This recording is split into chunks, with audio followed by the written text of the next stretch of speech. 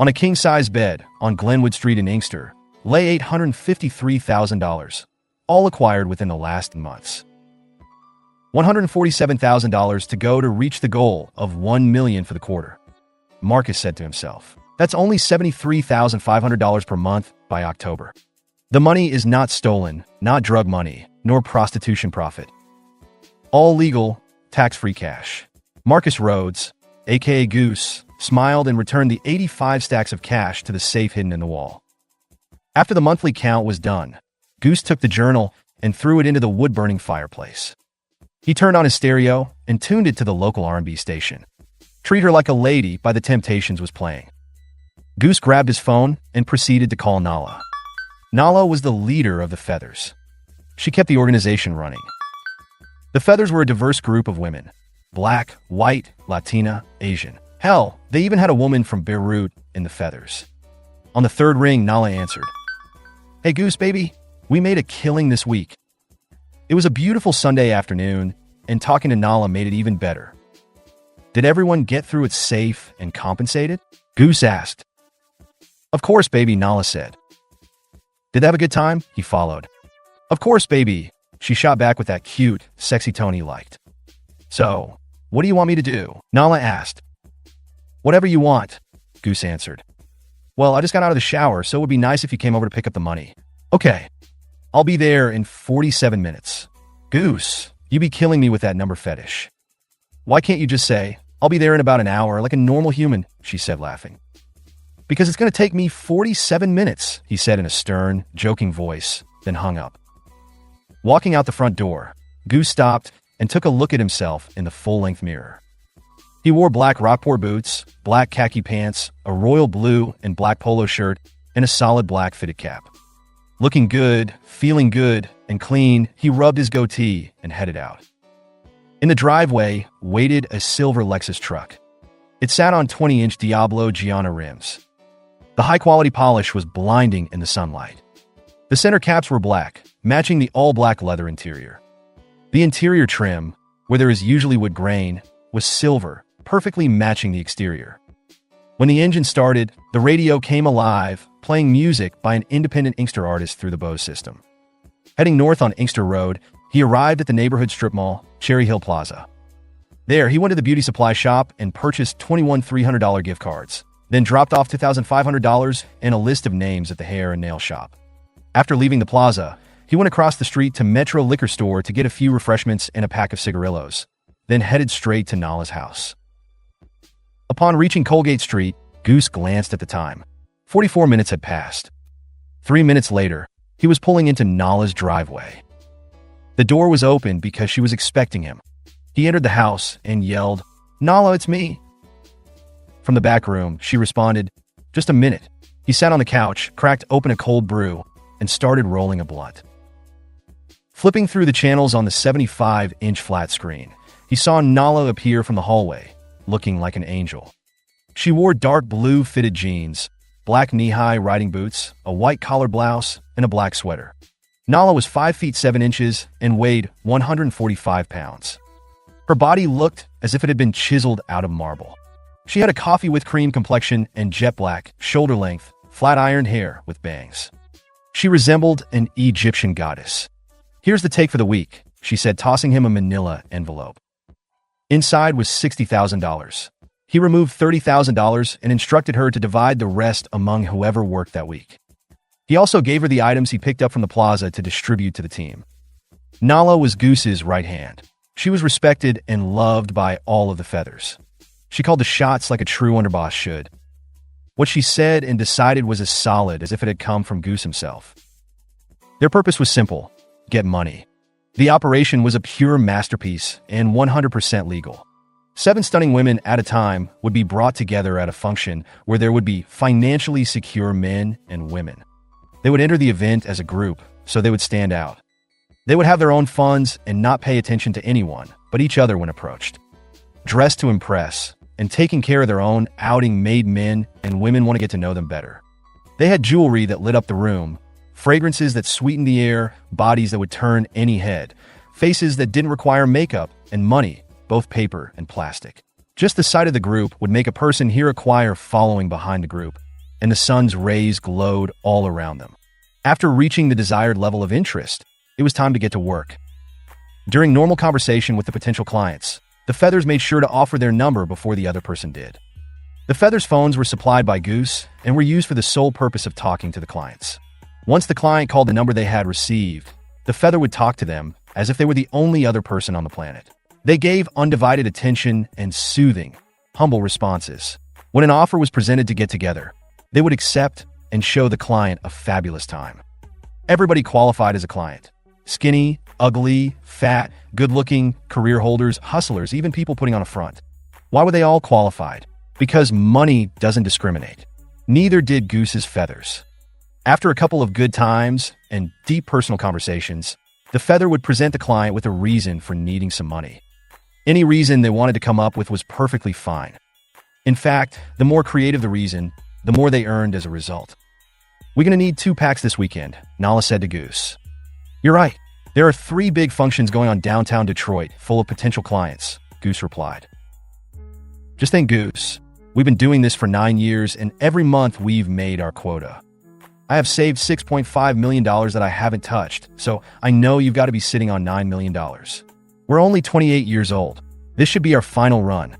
I'm just saying, I've made enough money, and I'm ready to pass the torch." "Me too," Goose replied. Nala and Goose have been friends ever since the 2nd grade. They went to the same elementary school, middle school, and high school together. Throughout our lives of knowing each other, we have only been apart for 45 days out of 9,490 days, Goose said with a devilish grin. "There you go with that number fetish. Get out of my house and go make some plans for the Feathers. I'll talk to you later. Numbers make the world go round, baby. Believe that. Not an hour goes by that you don't use," he boasted.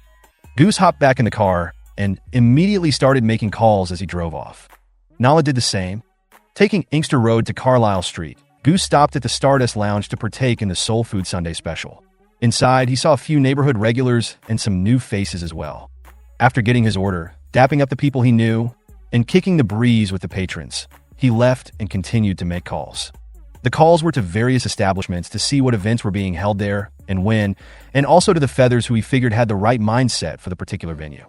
It was an honor to be one of Goose's Feathers. You had your own car, residence, money, and a separate phone for the business, all supported by Goose. He took care of his Feathers, never once disrespecting them or trying to mix business with pleasure. He truly loved them and captured their hearts with respect. The Feathers had charisma, style, and priceless training from Nala and Goose. They knew how to act and when to pursue while engaging with a client. No person felt as if they were a nuisance or ever neglected by a Feather. It was very easy for a client to get caught up with a Feather. The company of one of them made anybody feel alive. Imagine going up to a beautiful woman of your choice and not getting turned down. That's how they got potentials when working. After Goose finished the group text to the Feathers, he called Nala directly. Nala connected the call, as always. "Hey, Goose baby." As he started to reply, his call waiting began to alert. "Nala, let me call you right back," Goose said reluctantly. He was on his way to meet with her, but decided to pull over to take this particular call. "Talk to me," Goose commented.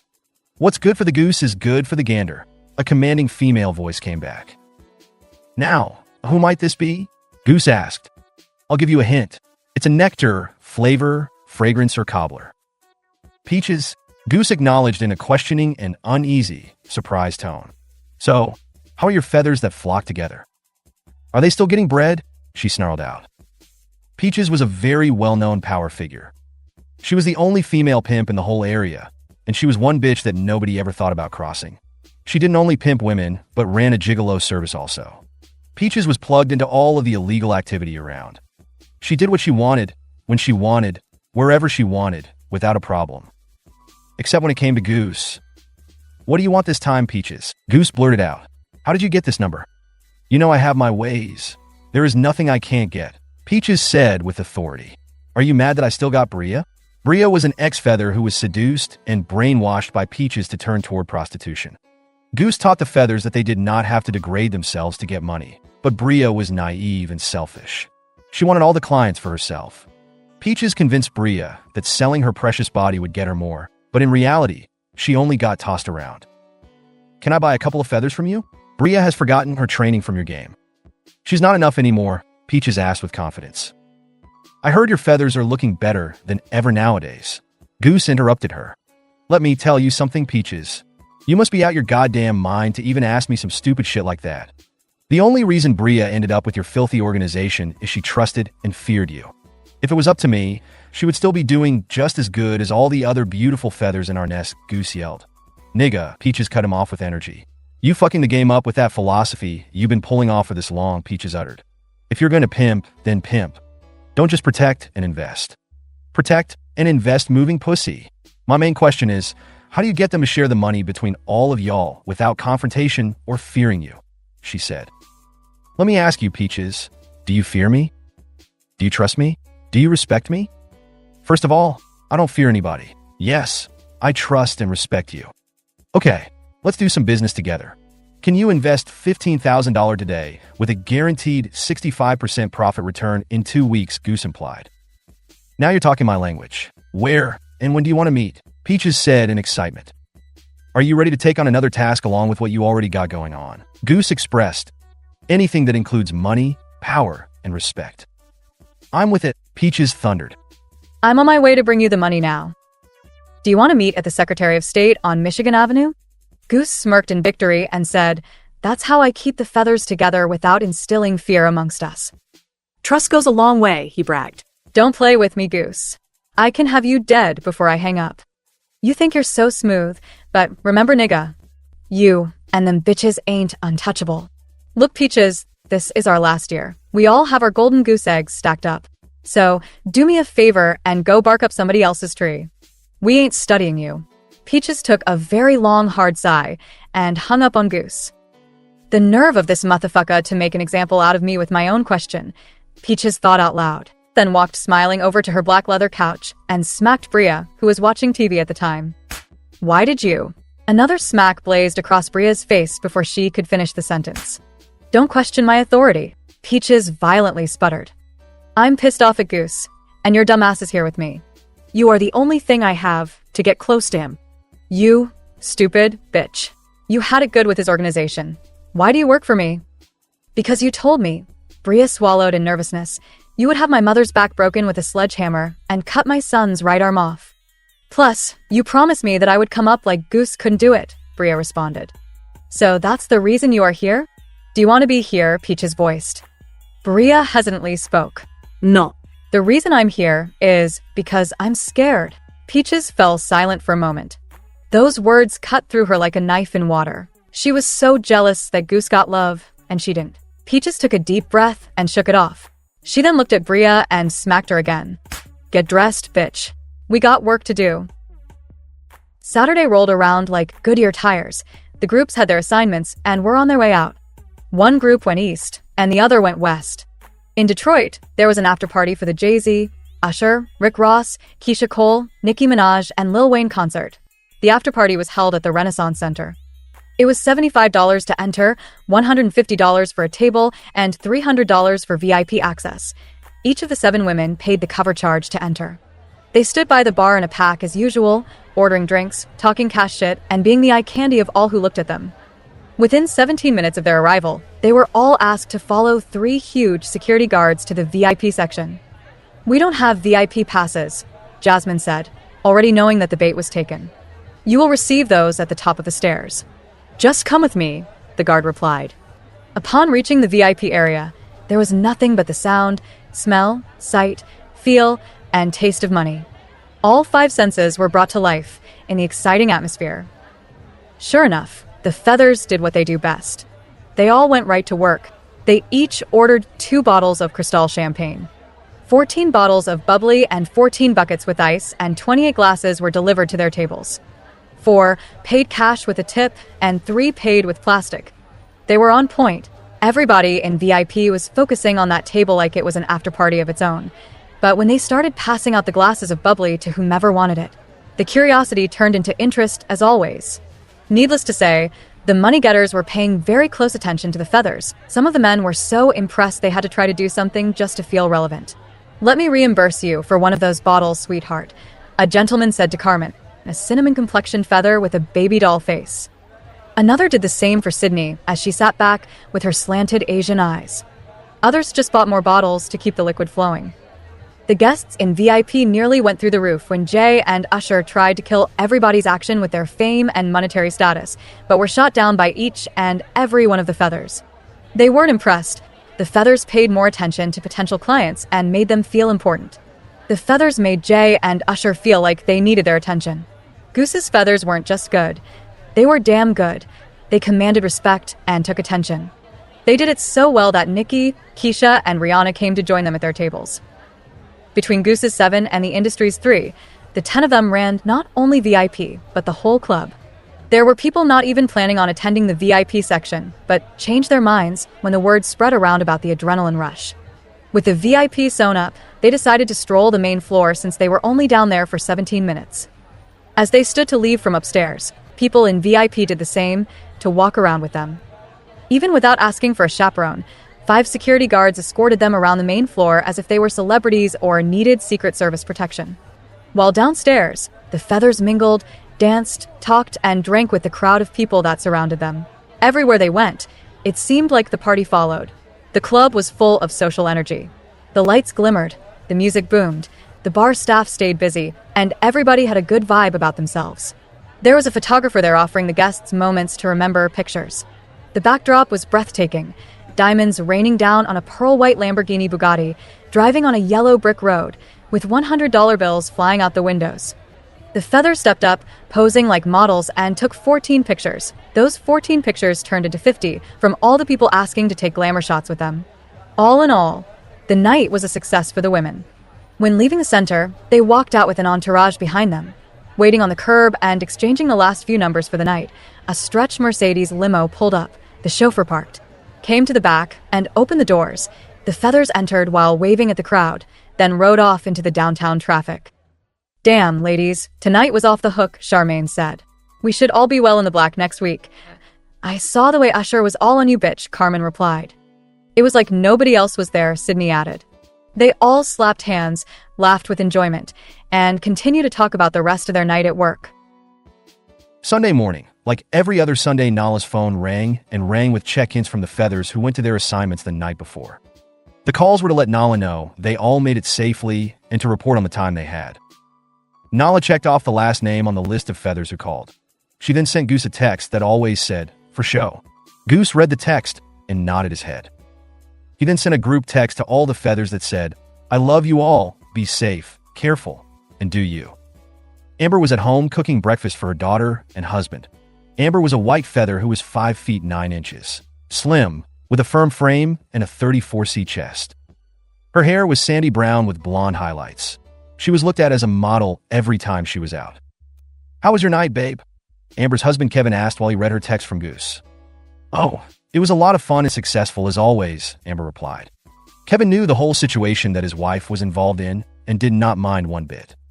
He knew Amber loved him and would never cheat or leave him. Because he trusted her so much, she could never do him wrong. Besides, she was rolling in dough on a winning team. Why mess that up? They worked together when it came to financial security. While Amber was fixing the plates of food, her client phone rang. Kevin handed it to her and continued to prepare the plates. "Hello," Amber answered. "Hey there, this is Ron. I met you last week at Greektown Casino." "Hey Ron, how are you doing?" Fine. "Do you remember me?" Ron curiously asked. "Of course I do," Amber shot back as she was trained to do. "Good, I hope I didn't catch you at a bad time." "No, I was just cooking some breakfast." "So how have you been?" During Amber's conversation, Kevin made funny faces that made her smile. Then he blew a kiss at her. She laughed and lip-synced, "Stop it," with a huge grin on her face. Kevin then began to cross his eyes. Amber held her breath and went into the living room to get out of his presence before she laughed hysterically. He snickered quietly and went on to feed himself and their daughter. Across town, Charmaine, a short, thick, very dark-skinned Feather, was just rolling out of bed. She felt good about her performance last night. She had one of the longest nights she had had in a long time.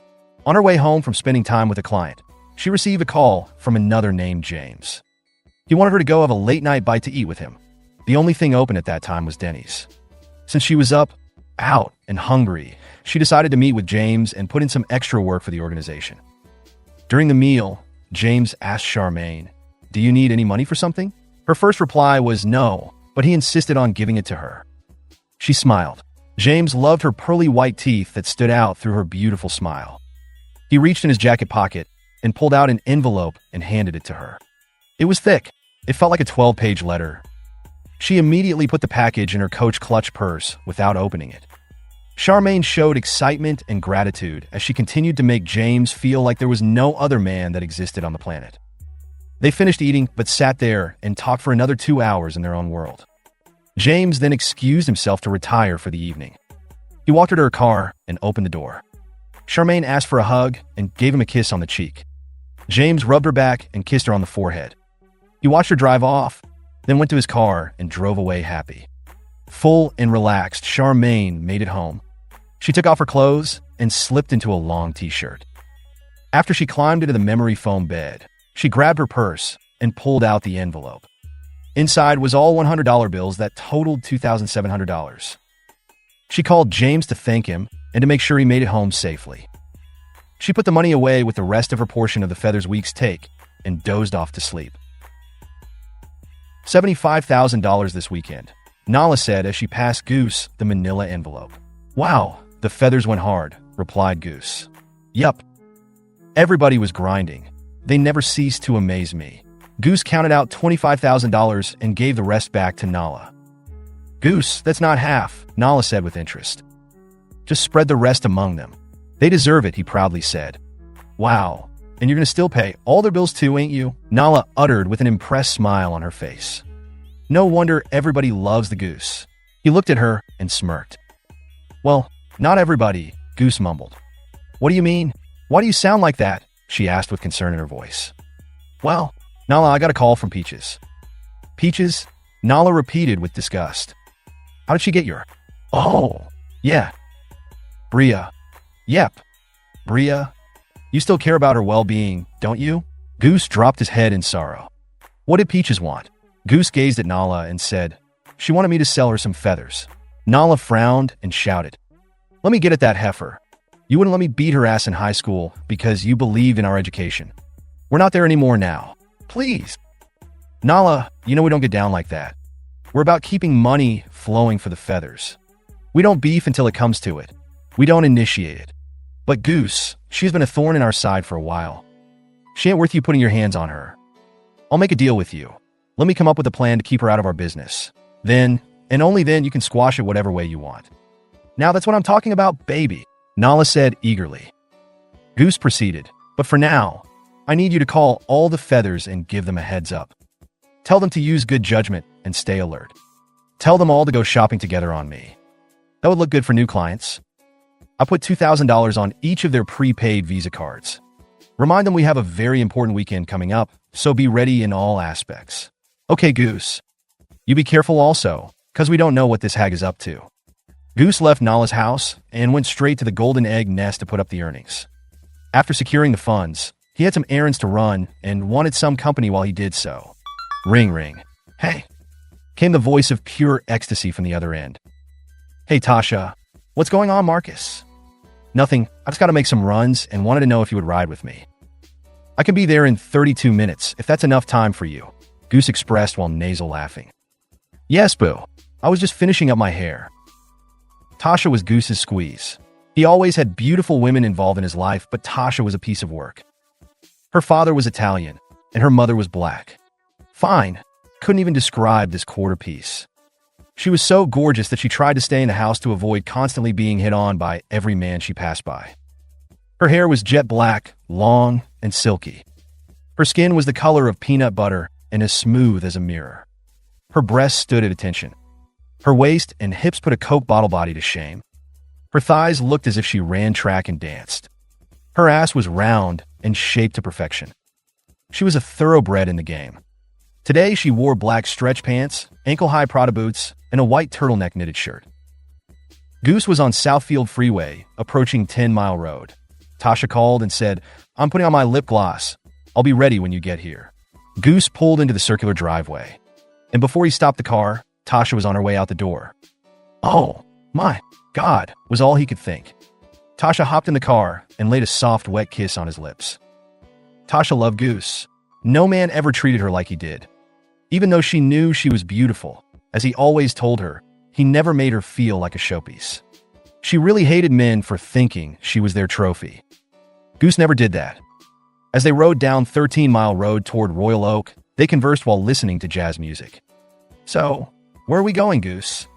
"I need to go grab these stock documents and head to Ford World headquarters in Dearborn.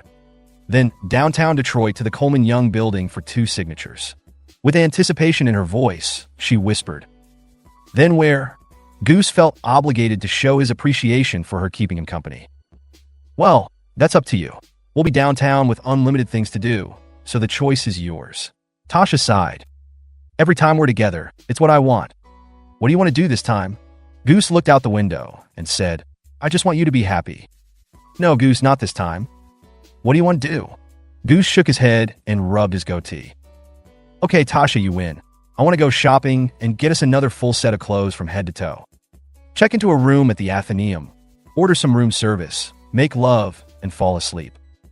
Then wake up later, put on our new outfits, and hang out downtown. I want to go to the casino, play roulette, and drink brew. Then go to Sinbad's for a nice, quiet dinner. Afterward, find a comedy club for some good laughs. Go back to the room for a nightcap and make more love until checkout time." Tasha chuckled. Goose didn't know what to think after her gesture. She put her hand on his lap, stared deeply into his eyes, and said, "That sounds like a plan, baby. But guess what, Goose?" While pulling out her wallet, "It's all on me." Nala contacted all the feathers. She gathered all the things Goose gave her to distribute and headed out the door for their weekly meeting. They all met up on Sunday evenings when possible, at designated locations. This time it was Red Lobster. Sitting at the head of the table, she passed out all their weekly pay envelopes and shared the plans for the upcoming events on the agenda. The women loved their meetings. They always ate, drank, got their pay, and enjoyed each other's company. The best part of it all was that Nala paid for it. After all the business was concluded, the women just sat and talked about their shopping and clients to meet during the week. A voice out of nowhere said, "Y'all need to spread your wings and fly away." When they turned their heads in the direction of where the voice came from, there stood Peaches, 3 men, and Bria. Bria held her head down as if she were embarrassed or in trouble. Nala spoke. "Hey, Bria girl. How have you been?" Bria looked up at Peaches, then at Nala. "I'm okay." Then all the feathers spoke to Bria. "Hey, girl. Bree. What's up, princess?" They went back to conversing among themselves without acknowledging Peaches. This made Peaches feel disrespected. She turned her anger toward Bria. "Bitch. "Did I tell you to speak to these pigeons?" Bria shook her head no. Peaches put her finger on Bria's forehead and jabbed it hard. Her head snapped back with tremendous force. Peaches turned to Nala and said, "We need to talk." Nala looked at Peaches and smirked. "What the fuck could we possibly have to talk about?" Well, "I need a good bottom bitch, and from what I see, you are the best in the business. I'm not going to pay you as much as Goose does, but I can make sure you stay safe in my streets." Nala did not answer. She picked up her glass of wine, took a sip, and continued talking to the feathers. Peaches made another outburst. "Do any of you chicken heads need to get fucked really good? You can rent one of my boy toys with all that money y'all are getting." The women didn't even look at the 3 men who stood next to Peaches. Nala did have a comment, though, that made the whole table laugh. "First of all, we're not into nasty men. They've been around the block too many times. Second of all, we don't get involved with potential clients." Peaches had enough of Nala's mouth. She reached into her purse and flipped open her butterfly knife. At the same time, Nala reached in the small of her back and pulled out a pearl-handled, chrome-plated .380 and held it at her side. Peaches looked at the pistol, then into Nala's eyes. Nala gave Peaches a wink and said, "We can get it poppin' right here at this table." Nala had a license to carry and took full advantage of her privilege. Peaches stared at Nala with a sinister look. "This ain't over, bitch. I get what I want." The feathers watched as Peaches flipped the knife closed and put it back in her purse. She then grabbed Bria by her hair and yanked her forward. "Come on, bitch." 2 of the men exited behind her, while one walked in front to open the doors. Nala and the feathers went on with their outing, not thinking about what just happened, as if it never did. When they were all done and ready to go, Nala paid the bill and told the women, "Be careful and stay alert. Be on your P's and Q's." She then added, "Whatever you do, don't get involved or into it with Peaches." Those are Goose's words, and he would take care of it. She dropped a $300 tip on the table and walked out with the feathers. She then waited for all the women to get in their cars and drive off safely. With her hand in her purse, palm on the grip and finger on the trigger, she made her way to her navigator and drove away. With no sign of Peaches in sight, she grabbed her phone and called Goose. "Hey, Nala," he said in a low tone. In the background, Nala heard lots of laughter. "What's all that laughing I hear?" "I'm at a comedy club. What's up?" In a one-word response, Nala said, "Peaches." Goose looked up at the ceiling, rolled his eyes, and took a deep breath. He told Nala he would call her back. 12 minutes later. Ring, ring. "Hey, Goose baby." Hey, Nala. "What's going on and how was the meeting?" "Well, it was perfect, even though Peaches was at the same place we were." "What happened?" "Well, she had Bria with her. We spoke to Bria and not Peaches. She offered the services of her gigolos, and we turned them down rudely. She got mad and pulled out a knife. That's when Goose cut her off mid-sentence and finished it for her. "You whipped out the burner." Nala thought he was going to be mad, but he laughed as he pictured the scenario in his mind. You weren't wrong, but she's going to think so. I want you to lay low for a week. We need to see how scorned this chick really is. "I'm not running from nobody, Goose. I'm not a coward." I know you're not, Nala, but I know you're also not stupid. We didn't get this far by being invulnerable. We got this far by being wise. Now, get some of your things together. You can either come stay with me, or you can get a hotel room at the airport. Nala decided without even thinking about it. "I will come stay with you. A few days at a hotel doesn't sound like fun. I'll call you later and let you know when I'm on my way." You don't have to call. I'll be expecting you. Just use your key. They both agreed and hung up. "You want to be with them ducks, don't you, bitch?" Peaches looked at Bria with an ice-cold stare. Bria did not answer the question because she knew any answer she gave would be wrong. "Well, if you think about going back, it's too late. I'm going to destroy their little bird nest." Peaches' voice was heavily slurred from the cognac liquor and the potent marijuana that ran through her system. She was powered up and ready for war. That bitch Nala actually upped the mag on me today. Peaches was surrounded by her squad of prostitutes, a couple of her drug runners, and a few major players or goons. They were counting out money and making plans for more to come. "Peaches, you've got all this going on. Why are you so concerned about Goose?" He's doing his own thing. "You've got money, power, and respect. What does he have that you don't?" a member of the table inquired. Peaches squinted and said, "He's got those damn feathers, the legal operation, workers who are loyal, millions of dollars that he saved and shares with them, and a right-hand partner who has never betrayed him and been down since day one." Damn Peaches. Reno, her best runner, said with caution, choosing his last few words carefully. Peaches shot a stare at Reno that would drop a bowl. "It sounds to me like you're jealous," he said. Peaches picked up a bat and shattered his collarbone. Reno grabbed his shoulder and screamed in complete agony. Peaches shouted loud and clear, "I ain't jealous of Goose. I'm hating on that nigga." Everybody's eyes opened wide from what they had just heard. Peaches looked around the room and said, "Yeah, that's right. I stand on it. I meant it with every fiber in my body. I'm hating on him, and I want his goose cooked. Now, either y'all are with me, or you're with him. Which is it?" Reno got up and left the meeting to seek medical attention. A dead silence fell across the room. People didn't understand their involvement with her personal feelings toward Goose, so no one spoke. Then, in a rage of disgust, Peaches yelled, "Get the fuck out."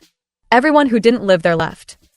Peaches' head was spinning from all the smoke and drink. The adrenaline that pumped through her blood made her nauseous. She stumbled to the bathroom and began to vomit everywhere. Bria came to check on her after an hour. She helped Peaches to her feet and then to bed. Bria went back and cleaned up the mess Peaches made.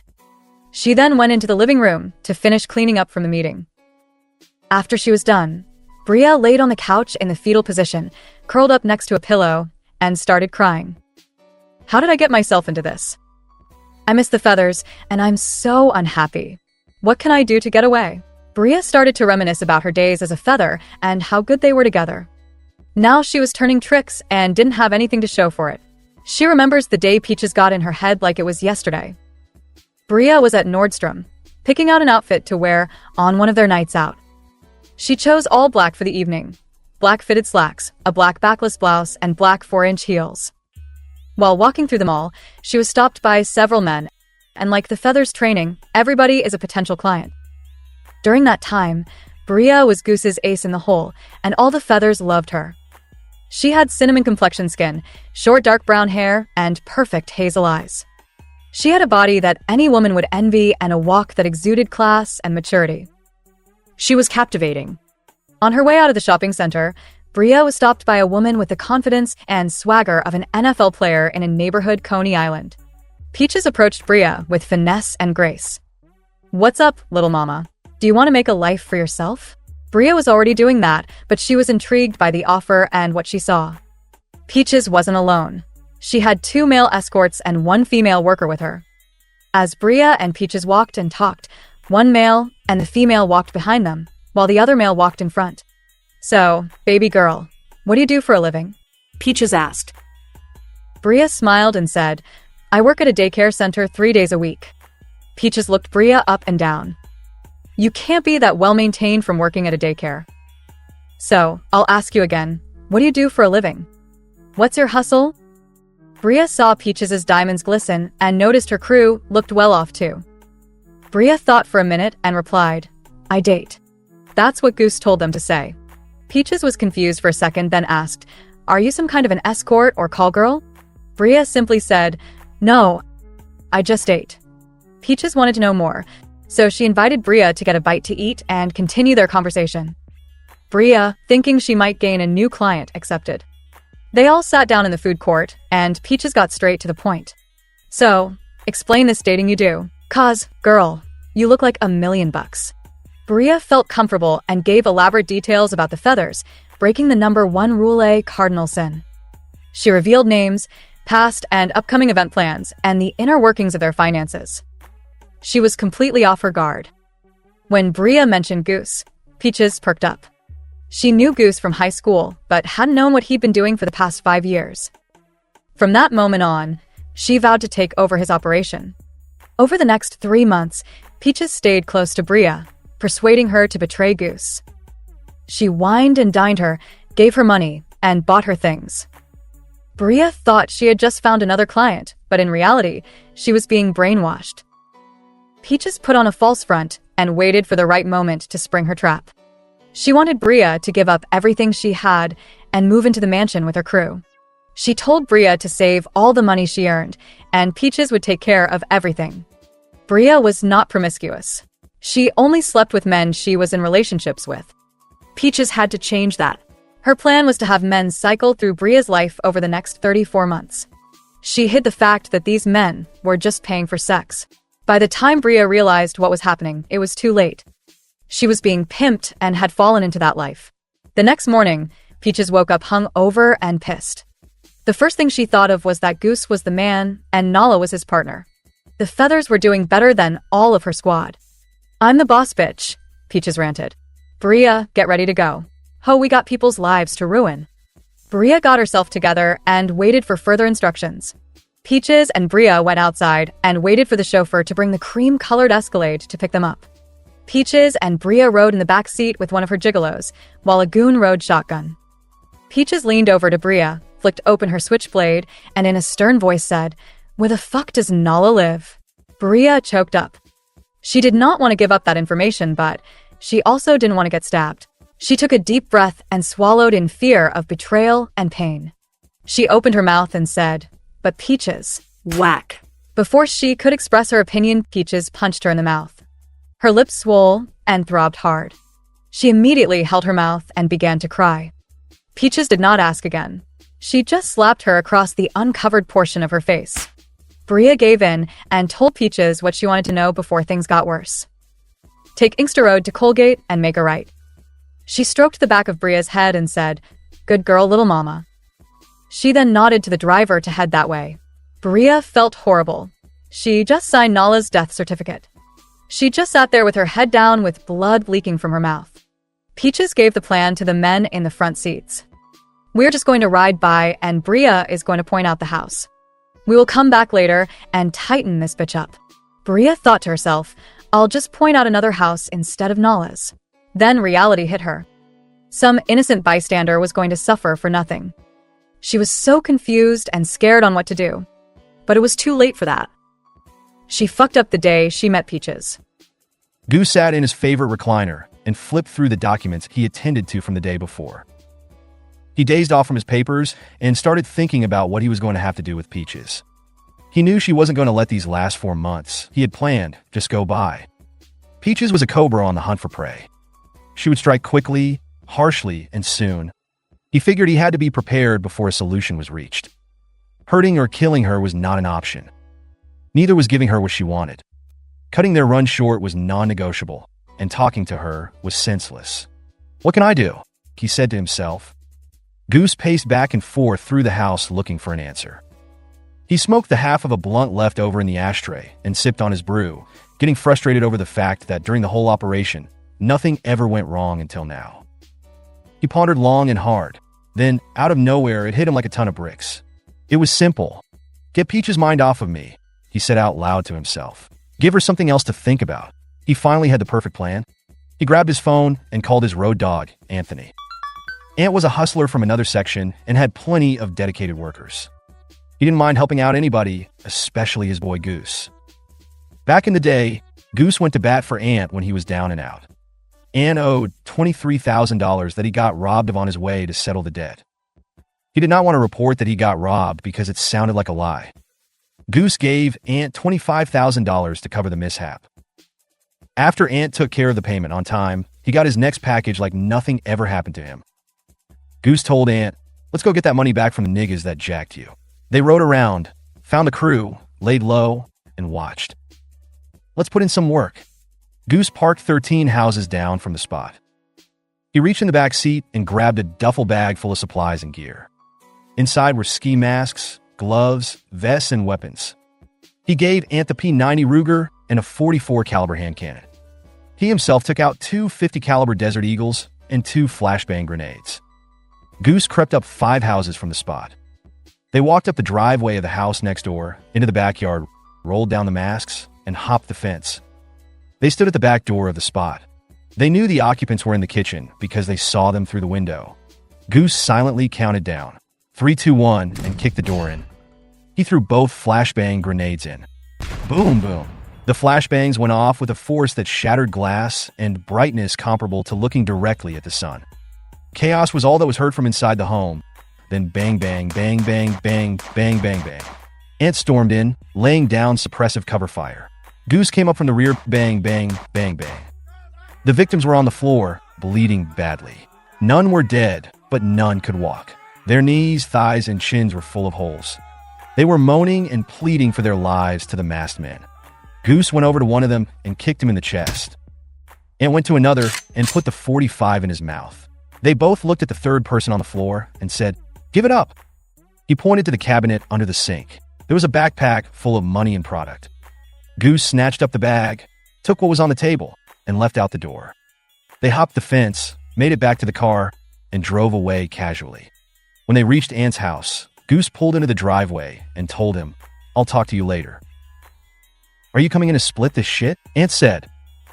Goose sat back and replied, "Nah, that's all you." Ant looked puzzled. "Let me count out the $23,000 real quick, so I can." Goose cut Ant's words off and repeated, "Nah, that's all you. But there is one thing I want you to do." Ant paid close attention to what Goose had to say. "I want you to remember this." Ant nodded his head with acceptance and exited the car.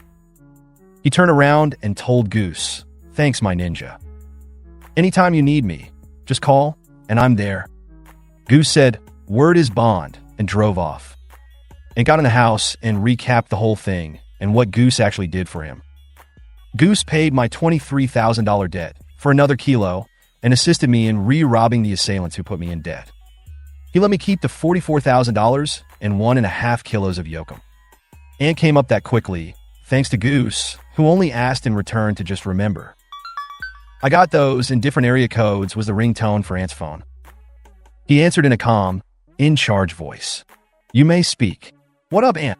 Goose said with enthusiasm. "Don't know, you tell me," Ant reluctantly replied. "It's your boy with the golden eggs." What's up, Goose? Anne was happy to hear from Goose. It had been 2 years since they last spoke or hung out together. Long time no speak. You know, business takes up a lot of my time. Mine too, they said as they small talked. So, what's the nature of this surprise call for, Goose? It's simple, Aunt. Do you remember? Aunt said, just like it was an hour ago. In the background, Goose heard the chamber of a gun load. Aunt expressed, when and where? Goose smiled with respect for his homie and quickly said, nah, it ain't like that. But I do need you. Meet me at the Pantheon in 1 hour and 16 minutes and we'll talk there. Cool, I'll be there. Aunt hung up. He was willing to do anything Goose wanted, even if it was bad for his health or business. Because if it wasn't for Goose, Aunt wouldn't have his health or business. Goose started getting himself together for his meeting with Aunt. He showered, shaved, and put on a charcoal gray Nike jogging suit with white and gray Air Max shoes. He went into his petty cash drawer and took out $2,000, then bagged some of the appleberry weed he had for the meeting. He left some buds on the coffee table, just in case Nala came over before he returned.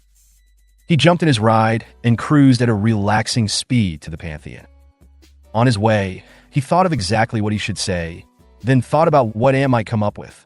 He decided to wait until they met up and put it together. Goose stopped to get gas and saw a feather. It was Audrey, a half-Russian, half-Brazilian feather. She was what they called a fencer. She could pass for any race, depending on the beholder. She wore a suit dress, as if she were on her way to work or just getting off. She was a CPA and a feather. She didn't have to be part of the organization, but she loved the team. Goose walked up to her as if he didn't know her. Hello, sweetheart, you look stunning. Do you have a man? Audrey turned around and replied, no, but you look like you have a lot of women. They both smiled and kept moving. Just as Goose predicted, men started to take an interest in Audrey.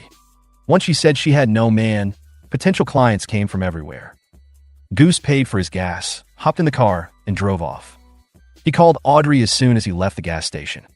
Goose, you're so silly, Audrey answered, laughing. Goose laughed and asked, did it work? It worked like a charm, baby, Audrey announced. Okay, be careful, and I'll talk to you later. Do you need anything? No, I'm straight. I just got a full tank of gas in exchange for my number. You go, girl. Goose felt good. He was taking care of women and making a load of money while doing so. He made it to the Pantheon parking lot and waited for Aunt. 6 minutes later, a money green Cadillac STS with dark tinted windows pulled in. It sat on 100-spoke gold rims with bass that could be felt like thunder. Goose's phone rang, and he knew who it was. He got out of the car to flag down his friend. What up, Doe? The two men walked into the club, and Aunt took over from there. The men were escorted to a private room in the back. They ordered a bottle of Dom Perignon and a steak and lobster dinner apiece. Aunt told the waitress which girls to send back there. They ate and drank. The women came to the back as Aunt requested. He had his words and settled his business with them, and they were dismissed. Aunt turned to Goose and said, so, what's up, homeboy? Goose poured another glass and began to speak. Do you know Peaches? Aunt said, every criminal on the streets knows that bitch. Why? She's in my business and has it out for me. What did you do to cross her? Aunt asked. Goose took a sip and said, nothing. Do you remember my feather, Bria? Shit, how could I forget her? She was beautiful.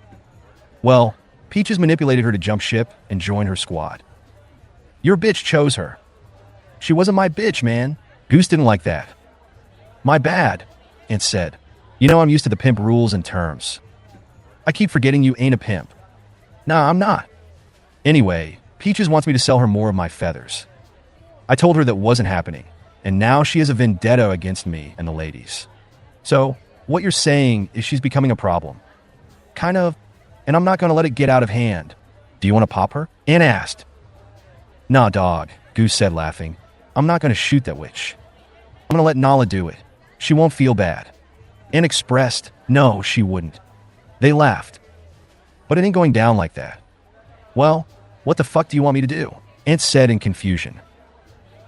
I need you to get her attention. Offer her a piece of your action. Keep her mind occupied. And look puzzled. What do you mean? I mean, give her a job, but let her think she's in control. Pimp the pimp. Oh, I get it now. Put that bitch to work. so she has no time for you or the feathers. Exactly, and the best part about it is you can make money off of what she does. I'll just give her some dummy territory that I don't use and make her feel like she's really doing something. There's nothing wrong with making a little extra pocket change. They gave each other dap and continued the conversation. You won't have to deal with her long either, Goose said. I only need 3 months. I'm retiring in 2, but I need 1 more to close all deals and make sure the feathers are good. Whatever, whoever, and whenever you want to do your thing, do it. I got your back. I'm going to start our mission tomorrow morning. Hell, if she plays her cards right, she might rake in some major bread fucking with me. I know that's why I thought about you, Goose said with confidence.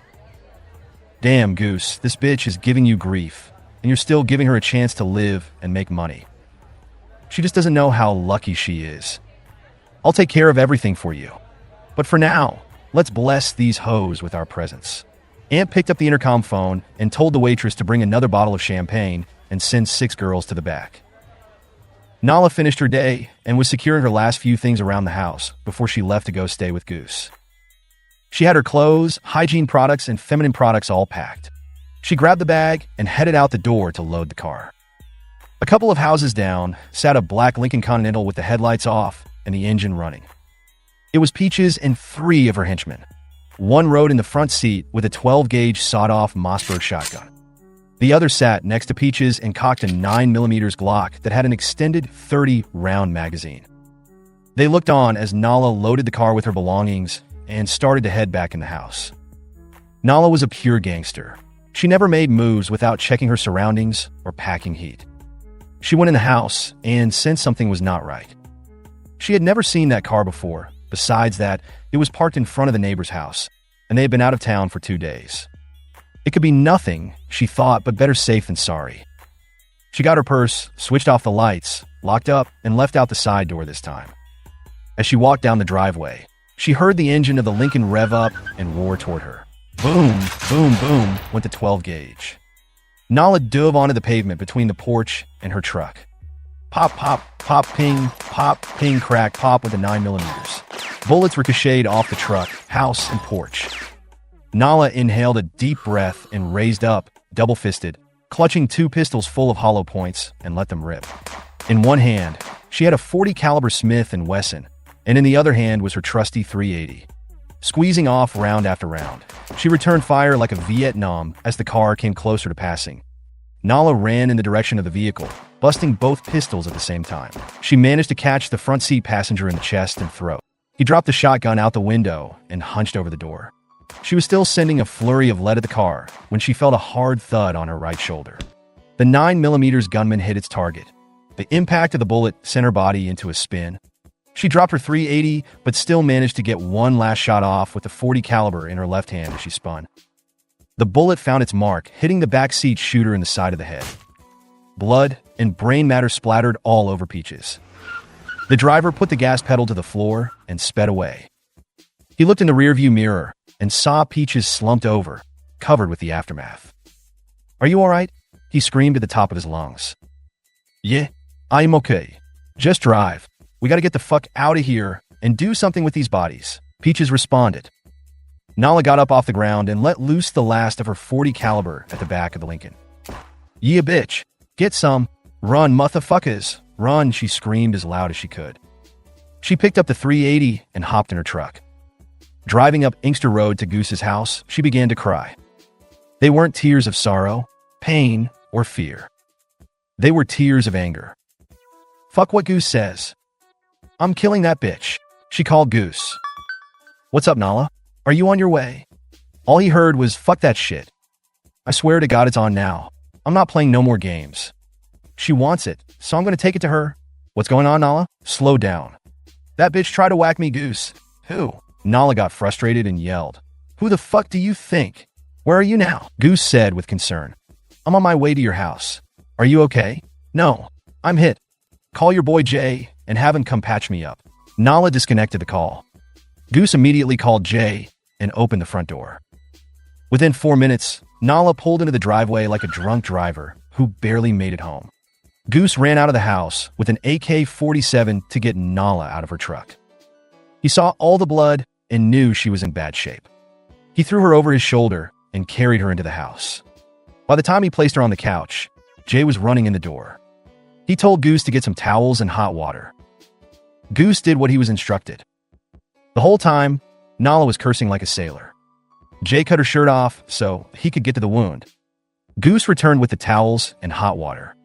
Jay looked at the front and back of Nala's shoulder and saw a hole on both sides. "Clean through," Jay said with a tone of relief in his voice. "No broken bones or bullet fragments. You got lucky. All I have to do is clean and stitch. You'll be fine, but you'll have to rest for a while." 26 minutes after Jay arrived, he had Nala patched and bandaged up. He had given her some painkillers and a sedative to relax. She lay in Goose's bed, barely conscious but coherent. Goose came in with a glass of apple juice. He held the straw up to Nala's lips as she took a sip. "Goose, I swear." He cut her off. "Quiet. Just rest for now, and we can talk all about it tomorrow." Nala nodded her head, closed her eyes, and went straight to sleep. He turned off the lamp and closed the door as he left the room. He went into the living room to speak with Jay. "She'll be all right, Goose. You just have to help her keep still and calm. She'll be in pain, so keep her pills handy." "You're the man, Jay. I wouldn't have known what to do." Goose handed Jay an envelope that had $4,000 in it. Jay told Goose, "Nah, man, you don't owe me anything. As long as me, you, and Nala have been friends, you scratch my back, so I scratch yours." Goose appreciated the gesture, but insisted that Jay take it anyway. "Take the money. You didn't become a doctor for free." Jay took the money, went to check on Nala, then left. Peaches walked in the house, stained in blood. Bria jumped up and screamed, "Peaches, are you all right?" "Yes, I'm fine. It's not my blood." Bria relaxed and felt relief. Then she thought, "Oh shit, Nala." She really wanted to know if Nala was all right, but knew better than to ask. She decided to wait and let it come out on its own. Peaches ramped and raved through the house while stripping the bloody clothes off her body, went into the bathroom, and got in the shower. The whole time, Bria knew something went horribly wrong. Peaches emerged from the bathroom an hour later. She shouted loudly, "I'm putting $2,000 on that bitch's head.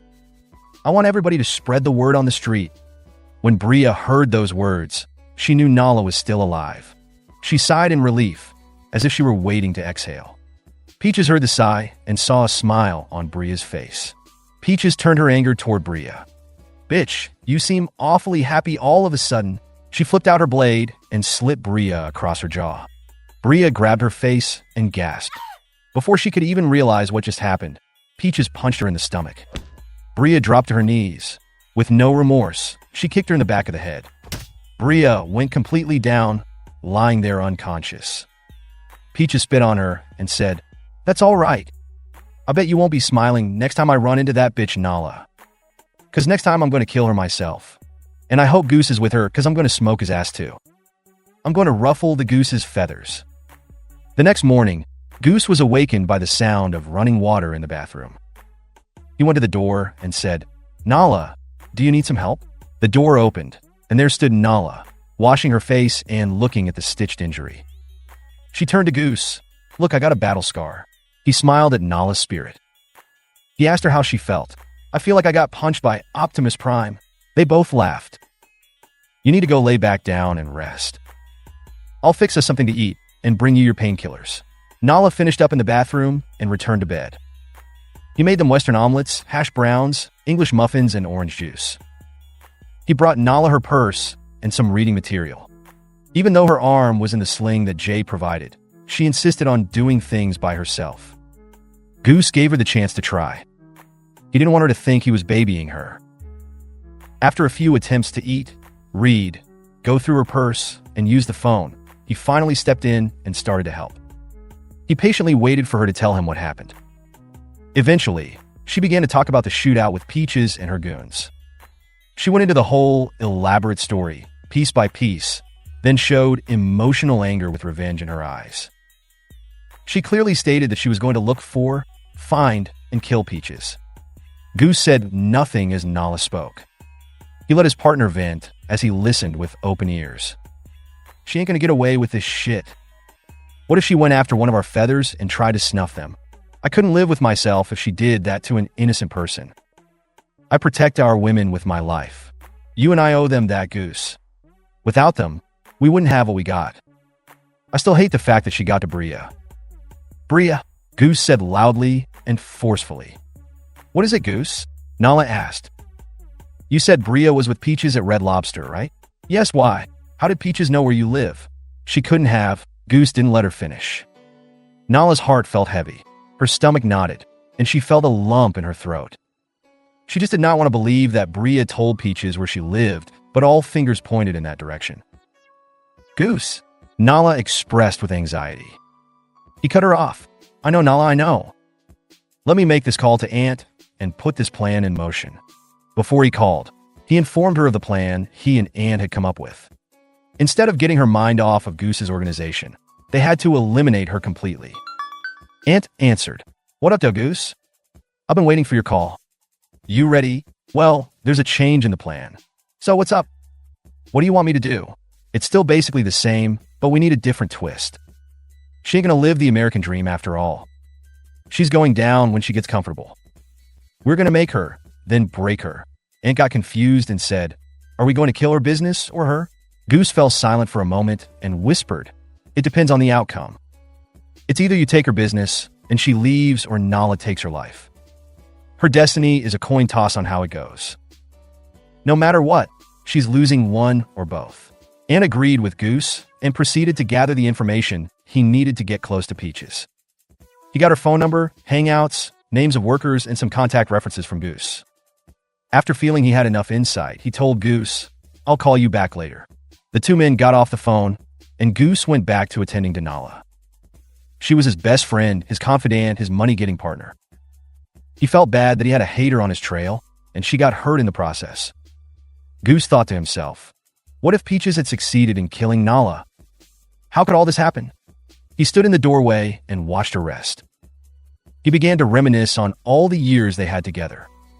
They'd been through a lot, thick and thin, the good and the bad.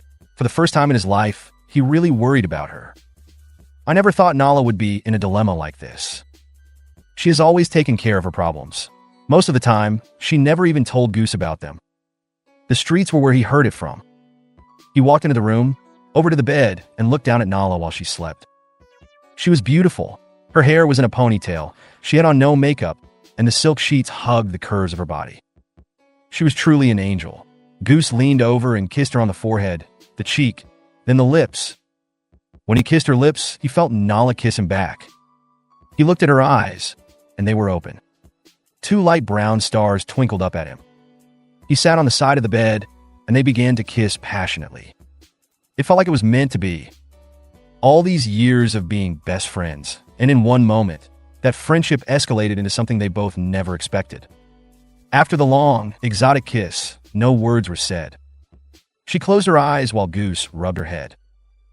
She had a smile on her face that read, she was waiting for this to happen for a long time. Goose's feelings changed instantly. He had love for Nala, but did not know he loved her until now. Goose's guilt for her getting hurt turned to fury.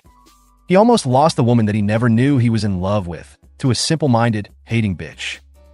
He was frustrated that Peaches moved in the way she did. Damn, Nala, you tried to tell me, but I didn't listen. I'm sorry. If there is anybody I need to listen to, it's you. Nala sat up and said, Goose, baby, it's not your fault. Besides, now I know you won't mind me disposing of the trash. She wrapped her left arm around his neck and gave him another kiss. He hugged her while rubbing her back. Goose let go, got up, and said, I gotta go and take care of the business while you heal and lay low. Nala said she would still be able to contact all the feathers and still perform her part of the partnership. I got a hole on my shoulder, not my head. He laughed. Goose had a trooper on his side. A trooper that has always been and always will be. He walked out the room, turned around, and looked at her. I love you, Nala. I love you too, Goose.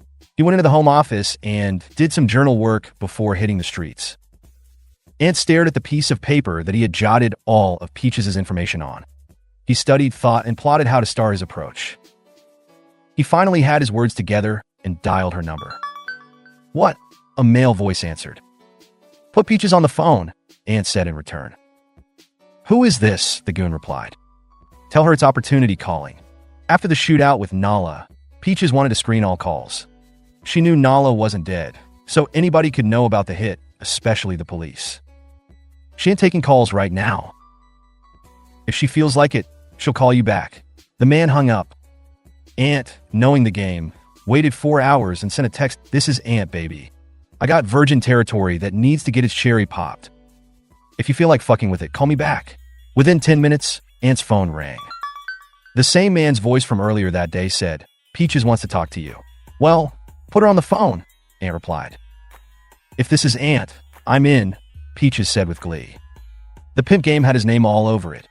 Peaches had no idea that Aunt and Goose were close. All she knew was this would be a good opportunity for her pockets. Peaches was interested but asked, "So, what made you call me with this offer?" It was on a roll. "I heard you and your squad get down heavy. I've seen your workers in action, and the Johns are wide open to your girls. Some of my girls can't get what we need because the tricks are looking for your people. And you got gigolos. That's impressive that men work for you. You maintain and handle your business like a pro. Why not try to expand with someone who has as much experience as you? That's why I'm offering you a piece of my pie." "What do you get out of the deal?" Peaches eagerly asked. "I get money, of course. What else is there? We need to talk face to face. You name the place, and I'll give you the time." Peaches paused and said, "Sounds good to me. I'll call you back in 2 hours. I got some shit to do, and then we'll hook up." 2 hours on the dot, Aunt's phone rang. Peaches said, "Flight Club." Aunt confirmed with 7 o'clock. At 7:15, the Flight Club had the area's 2 top pimps inside at the same time. They sat in a VIP booth that faced the door, behind a two-way mirror, and went straight to business. Aunt told her about the territory to be and the situation to come. She listened intensely and asked pinpoint questions. Aunt laid everything out for her like it was a Fortune 500 company board meeting. "Okay, here's the deal.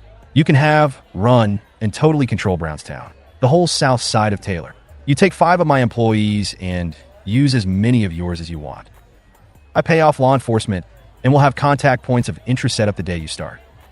You will get an entire motel building to conduct all your business in that area. You shall have no interference because the management and staff will be paid by you. You will never have problems from outsiders because the no vacancy light will stay on to keep away unwanted guests. No other operation will be established in what will be your land. No sale, transaction, shipment, or pickup will come through there unless you are in on it. Any business will be dealing with yours and yours only. That means any drug sold is your product. Any trick turned will come from your services. Here's the best part of my offer. You keep 90% of all profits. Not 90% off all made, but 90% after your overhead to run the spot. 1% goes to each of my 5 people, and 5% goes directly to me. You should make a minimum of $45,000 a week at first. If you play your cards right and keep your business on track, you should double that within a month." Peaches was ready to get it going. Her eyes and face lit up like a Christmas tree. It was her time to shine. She thought and thought about any flaws in the plan, but could not think of one. She knew this was it. No competition, no static. They went over the last few minor details of the territory, agreed with a handshake and a bottle of Ace of Spades champagne. After the meeting, Peaches and her crew went back to her house, as she informed everybody about a huge meeting for the next day. She wanted everybody involved in her operation to be there and ready to set up shop. Aunt went and made good on all of his proposal plans and secured the area for Peaches' takeover. He made calls to his people in the area and gave them the rundown on what was about to happen and how to prepare for the change of events. The next morning, he called Goose. "Sup, Doc? What up, Aunt?" Everything went smooth like sour cream. She bit the bait, and I reeled her in. I got to talk to her about noon to put the plan in motion. After that, she will be off your back and running. Cool. Do me a favor when you talk to her again. Ask her if she has any beef you can help her cook. I just want to know where her head is. All right, I got you, Goose. I'll hit you up later and fill you in. Nala was waking up around this time. That night, she and Goose slept in the bed together. They became a couple without saying a word. She saw him getting dressed and said, "Morning, honey." Goose turned around and stated, "Sorry, baby. Did I wake you up?" He walked over to the bed and gave her a kiss on the cheek. "I would give you a real kiss, but you probably got camel breath." Nala laughed. "It tastes more like rhino sweat." They both thought it was funny as Nala went into the bathroom to do her hygiene. When she came out, she saw some of her luggage on the bed. Goose had gone to her house to gather some of her garments and things. Nala opened the cases and picked a Fendi jogging suit to wear. While she was trying to get dressed, Goose came back into the room to give her some assistance. After she was dressed, he put her sling over her head and shoulder, then carefully put her arm in it. She went and sat down at the kitchen table while Goose made her breakfast. As he cooked, they talked more deeply than they ever had. They spoke about relationships and what the future might hold for them. Goose, you know how people say you should be friends first? Yeah, why? Well, we're 3 steps ahead of that. That's until we have our first disagreement. We've never had an argument in all the time we've known each other. You're right about that. Might be because we've never had a reason to be mad. I know I'm right, and you better keep it that way, Nala said sarcastically. Goose was standing at the sink when she made that comment. He put some water in his hand and flicked it in her face and said, "Cool off a little." Nala stood up and grabbed him around his waist. She pulled him close and said, "How can I cool off when you make me so hot?" Nala pressed her body and lips against his. After they kissed, she said, "When I heal up, I'm going to put it on you." Goose's blood rushed straight to his manhood just from the thought of making love to Nala. He had a newfound feeling for her and was enjoying how it felt. "Woman, I'm going to have you speaking Swahili." Goose finished cooking as they talked and laughed the whole time. After they were done eating, he instructed her to take her pills and lie down. She did not want to be cooped up in the room, so she stretched out on the couch in the living room and watched TV until she fell asleep. Goose got a blanket and covered her up while she rested. He went into the bedroom and started to make space for her things. He made her closet space, shoe space, and 5 out of 7 drawers in the dresser. He put her perfumes and body sprays on a mirror-bottom tray on the nightstand. He even made a spot for her feminine products. Goose had never lived with a woman, but for some reason, he was excited to do so. He thought about how good it would be to do chores with someone you love, even though he was used to doing them alone. He didn't put all her belongings away because he figured she might like them in a certain way or in certain places. He was basically just trying to kill time until Aunt called him back. Goose called a few of the feathers to give them the events that were coming up for the weekend. Sitting at his desk, he began to think about what he was going to do for the feathers once they retired. He had always wanted a modeling agency because he had always been around model-type women. My models won't be the average models. They were going to be a variety of shapes, races, and swags. He already had the money to make it a success, and he had his first lineup of models, the feathers. That's what the next meeting will be about. Career change for all of us. Goose would have patted himself on the back if his arms were long enough. His mind was made up. They were done with the dating hustle and onto the limelight of modeling. The only thing left was to talk to Nala, put the plan on paper, then execute it. 2 months. Goose loved the sound of that. In the middle of his concentrated thought, his phone rang. Goose answered. "What's up with you?" Aunt responded, Nothing, just making some player plans." They laughed. "Did you handle that?" "Of course I did. She's all set up and ready to go. Her base of operation is the Motel 6 on Telegraph Road. She has a house on Pennsylvania, and her runners will be working out of the Super 8 on Eureka. The area is hers." "Did she say anything else?" Goose asked. "Oh yeah. She mentioned something about a problem she had to take care of, but it didn't pertain to her business. She said it was a personal beef. I told her I don't want any loose ends running around, and if she needed me to take care of it, just let me know. She promised me that it had nothing to do with affecting what we have going on. She also said she'll be too busy anyway to even think about the beef until she's truly established. If anything, she would just hire an outsider to handle it. I wanted to blast her ass right then, but you said not to. You and Nala are family to me, and I don't like nobody talking slick about y'all. It's cool, dog. She's gonna get hers before she even knows it. You run your business and stay safe." "Safe? That's what I stack my money in." Goose laughed. He laughed so loud he woke Nala up. "What's so funny, baby?" Aunt heard her in the background and asked Goose, "Who was that?" He told him it was Nala. "Did you ever hit that yet? Y'all have been friends too long. You need to do something with her fine ass, because if you don't want her, I can try to enjoy her." Goose smiled in silence and replied, "Nah, I haven't, and nobody else ever will." Aunt deciphered the words like a code breaker. "Oh, I get it. Well, it's about time you pushed up on her. Good luck with that. I'll holla at you when I get more news. We're gonna keep tabs on this bitch until she crumbles." I even went as far as placing some of my workers in her rotation to have an inside connect on the situation. "I really appreciate what you're doing for me, Aunt. Don't worry about it. Like you told me before. Just remember." The men hung up and went about their business. Nala asked Goose, "So, are you going to tell me what was so funny?" He looked at her and said, "It's time to harvest some fruit."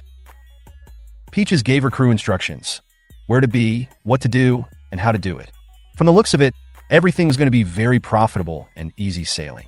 Respect me, each other, and the game. We will be successful. Peaches spoke like she was Hitler. The past 30 hours, she was on the phone networking and communicating going from here to there to meet with big-time players to secure her new spot. She put it all together with perfection and skill. She weeded out the weak and ironed out the flaws she came across. Everything was in order and up and running. Her pimp game took off. The drug traffic increased. Her boosting supply tripled because of all the stores and malls in the area. The gambling, racketeering, and counterfeiting were better than ever. She had the territory she already took over, and now a new piece that was bigger and better than all she had put together. She finally felt like a true boss in the criminal world. Within 5 weeks, she rose beyond belief. She made so much from the blessing bestowed upon her. She gave Ant 15% instead of the 10% they agreed on. Her new territory was beautiful. She was so busy running her old and new venture, she actually fell into Goose's trap. She kept her mind occupied and had no time to hate or even think about Goose or Nala. Too bad for her. It was too late for her to just enjoy the reapings of her sowing. She sealed her own demise and did not know it. Nala was feeling better and getting the use of her arm back around this time. It was still sore, but she was able to do a lot more things than at first. She and Goose were happy. They talked with open hearts. Even though they had been around each other for most of their lives, they found out new things about one another. Tonight was going to be the grand finale, and they were prepared to go out with a whole group of feathers. They were going to All-Star Weekend at the Palace. Everybody had tickets paid for in advance by Goose. They were all dressed to the nines and looking lovely.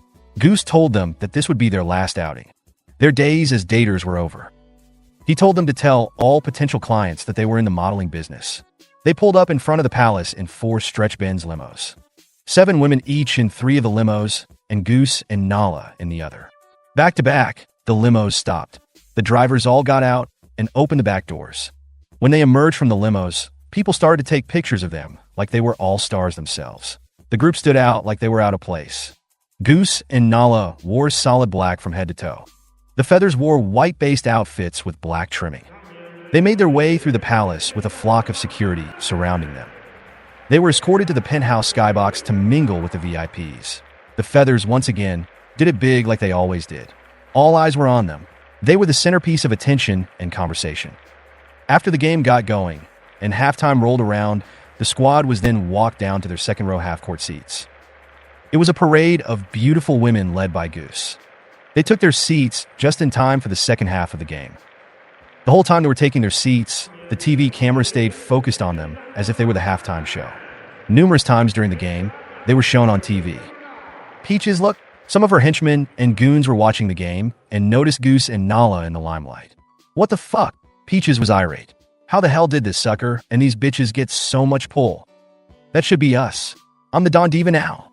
Her hatred towards Goose surfaced all over again. He was the furthest thing from her mind until now. It was a spark that ignited a roaring blaze. I can't stand that punk.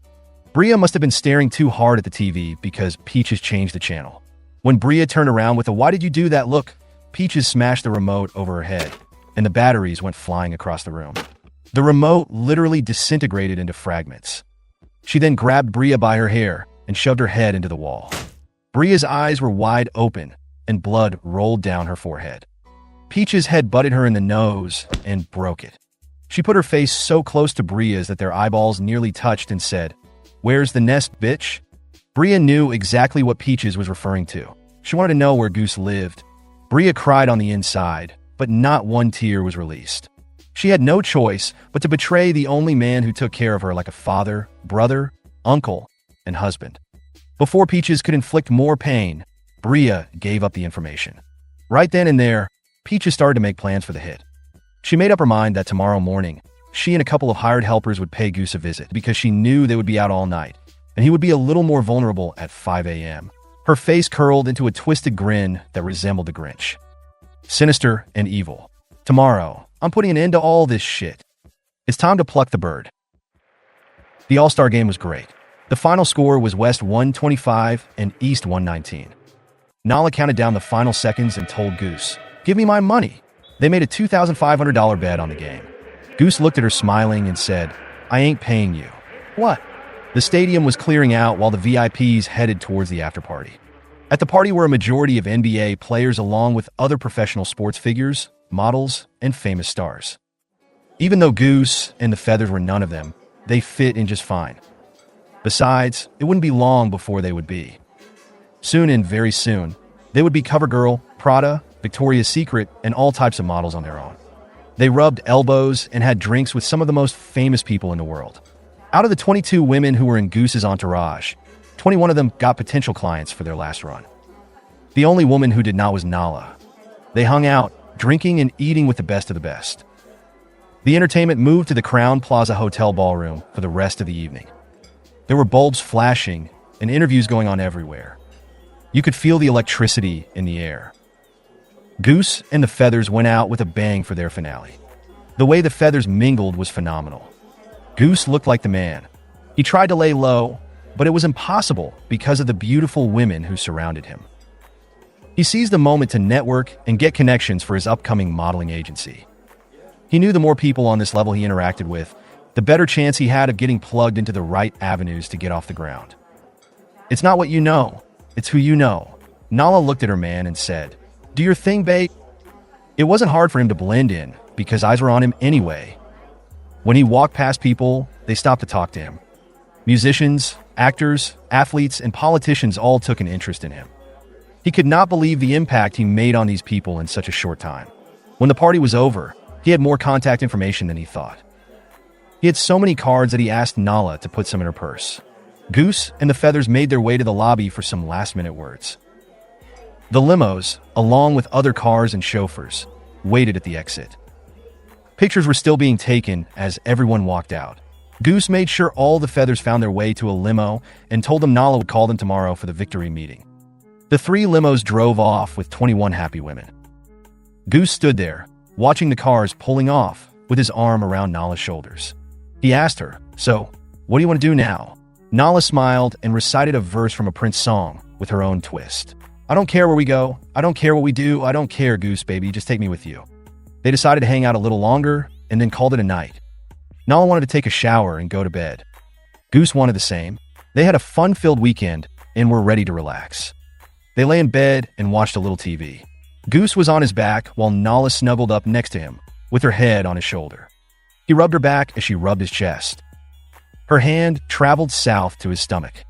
Goose felt a tingle in his lower gut and began to get an erection. Nala massaged the bulge through his boxers. Goose's body tensed from the pleasure of her touch. He turned on his side and faced her. His hands caressed her side and butt. He kissed her neck and cupped her breast. He removed her shirt and put her nipple between his lips.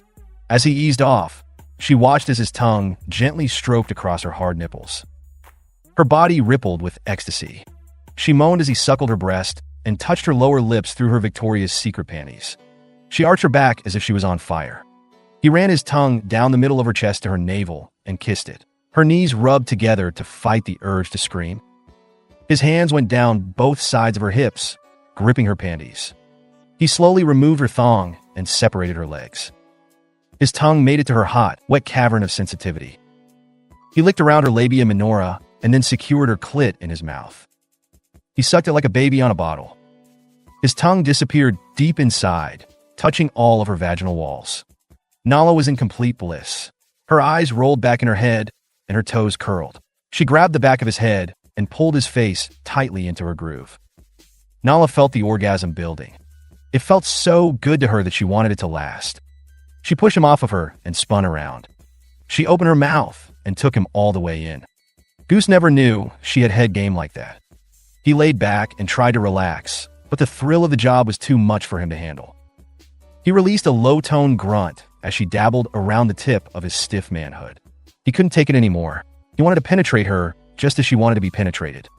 He rolled over and mounted her. He held his blood-filled shaft and rubbed it against the opening of her sexual organ. She grabbed his lower back and pulled him. Goose knew right then she was ready. In one swift thrust, he entered her lustful garden. She had been with other men before, but the way Goose felt inside her was different. The movement of her hips and his girth made her spot quiver. She was impressed by how they felt together. The way she squeezed her insides on his erection made it feel like she was sucking him in. Goose stroked in a romantic rhythm, and she matched every pulse with a counter movement. Their bodies were rocking. For the first time, they were making love. Goose felt his orgasm building as well. He turned her over and began to perform from behind her. She looked over her shoulder and said, Get it, Goose. Baby, hit it. Goose got excited from her sexy voice and picked up the pace and force. Her soft, round ass bounced as he thrust in and out of her. The passion was escalating fast. He flipped her back into the missionary position. She wrapped her legs around his arms and back. He reached under her and pulled her ass while he continued to work. He pumped as fast and as deep as he could. Nala screamed in pleasure. Goose, once again, gave a strong grunt. She felt the vibration through his chest. That rumble nearly made her explode. Ugh, shit. Ugh, Goose. I'm coming, baby. Nala's body released her natural euphoria with all of her energy. When Goose looked at her face in pure enjoyment, he began to pulsate. In mid-stroke, he felt his whole lower body throb. His erection peaked, and they shook in sequence during the climax. Oh! Goose collapsed on her, covered in sweat and totally exhausted.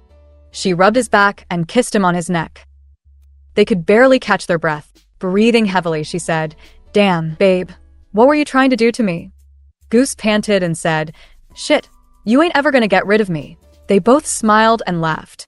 Cuddling and giving one last intimate kiss, they passed out together. 4:45 a.m., Peaches and her crew were en route to run up on Goose. Peaches asked the van full of killers, Does everybody know what to do? We get in. Spray that nigga and get out. That's it. This ain't no robbery or jack move. It's straight murder. They aimed at Goose's house and crept up the driveway. 3 went to the back door just in case, and 3 went to the front door. With one solid kick, the front door flew open. The 3 gunmen ran through the living room. 1 ran to the back of the house checking for Goose, while the other 2 ran upstairs to the bedrooms. All of Goose's doors were wide open, beds made, and no sign of occupancy. The 3 men ran directly out of the house and back to the van as Peaches ordered. The 3 men in the back followed suit. They all jumped in the van and drove off. What the fuck happened?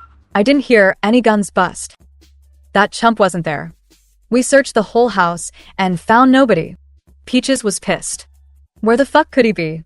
I can't kill either one of these motherfuckers. Damn, I can't get a break. That nigga gotta still be out. This is unbelievable. Shit, shit, shit. This motherfucker's got the luck of the Irish. That's alright, his time will come.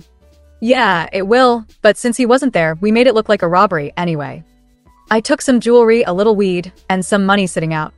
He won't think it was a hit squad. Good. We'll just ease off and run our spots until I come up with another plan. The opportunity will come back around. Then we can obliterate him. Fortunate for them, Goose and Nala stayed downtown at the Omni Hotel last night. Nala rolled over and put her arm around Goose. She kissed him on the cheek and started to make her way to the bathroom. Goose opened his eyes and watched her naked body stroll through the room. He looked at the clock and said out loud, Checkout is in 3 hours and 26 minutes. She stuck her head out the door and said, Numbers, numbers, numbers. Goose replied, Just do your thing so I can do mine, then we can do each other. They got back in bed and made passionate love for 2 hours straight. Neither wanted to stop, but they had to get ready to go. They showered, got dressed, and called Enterprise to bring them a car. While they waited for the rental, they went to the hotel restaurant and ordered a meal. As they ate, they conversed about yesterday and about their entire run of the new business. Goose asked Nala if she agreed with starting the modeling agency. She was very excited about going into that field of work. She knew the women they had, and the women they could get would be a lucrative gig. Travel, entertainment, and formal parties were in their future. We got money. Now we can live like it. A bellhop came to the table and said, Excuse me, Mr. Rhodes. Your car has arrived, and it is parked out front. They finished eating and headed to the car. They rode home talking about their retirement together and where and how the agency should be run. I'm going to start making calls to start promoting our models. That's my Nala. I'm going to get us a logo made and find a building for our offices and photo studio. Are we going to start recruiting from the jump? I think the Feathers can get us in the door. Then we can take on other clients. Me, you, and the Feathers will be our board of directors. I will bring in some outsiders with experience. Eventually, we will be good to go. The ride home was productive and enjoyable until Goose pulled into the driveway.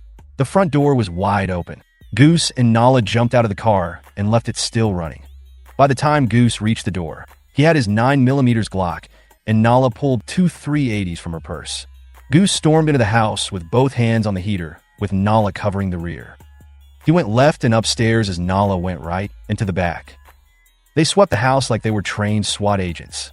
Goose yelled, "Clear!" He came downstairs and Nala mocked him with, "Clear. Ain't nobody down here." They met in the living room. When they considered the house empty, they took time to survey the situation. Goose observed the door and speculated it was kicked in. Nala went through and noticed missing items. At this time, Goose said, "Damn, we got robbed. Ain't that a bitch?" Nala agreed and acknowledged the conclusion. "Must have been some neighborhood locals who were plotting on you. They watched you and caught you at the right time. Well, they ain't get shit but my Rolex, my chain, about $2,000, and a pound of weed."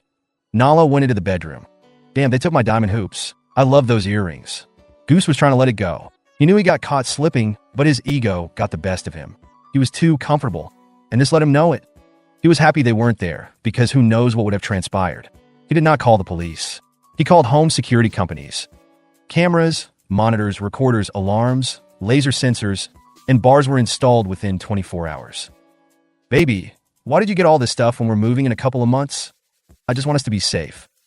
Besides, if it happens again, I'll know who to go shoot, and the next person who lives here will have peace of mind.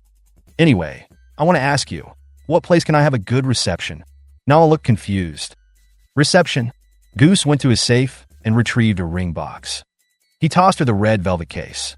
Nala opened it and was almost blinded. It was a 6-carat diamond engagement ring. There was a beautiful 3-carat marquise set in the middle of a platinum setting, surrounded by 3 carats of baguettes and princess-cut diamonds embedded in the band itself.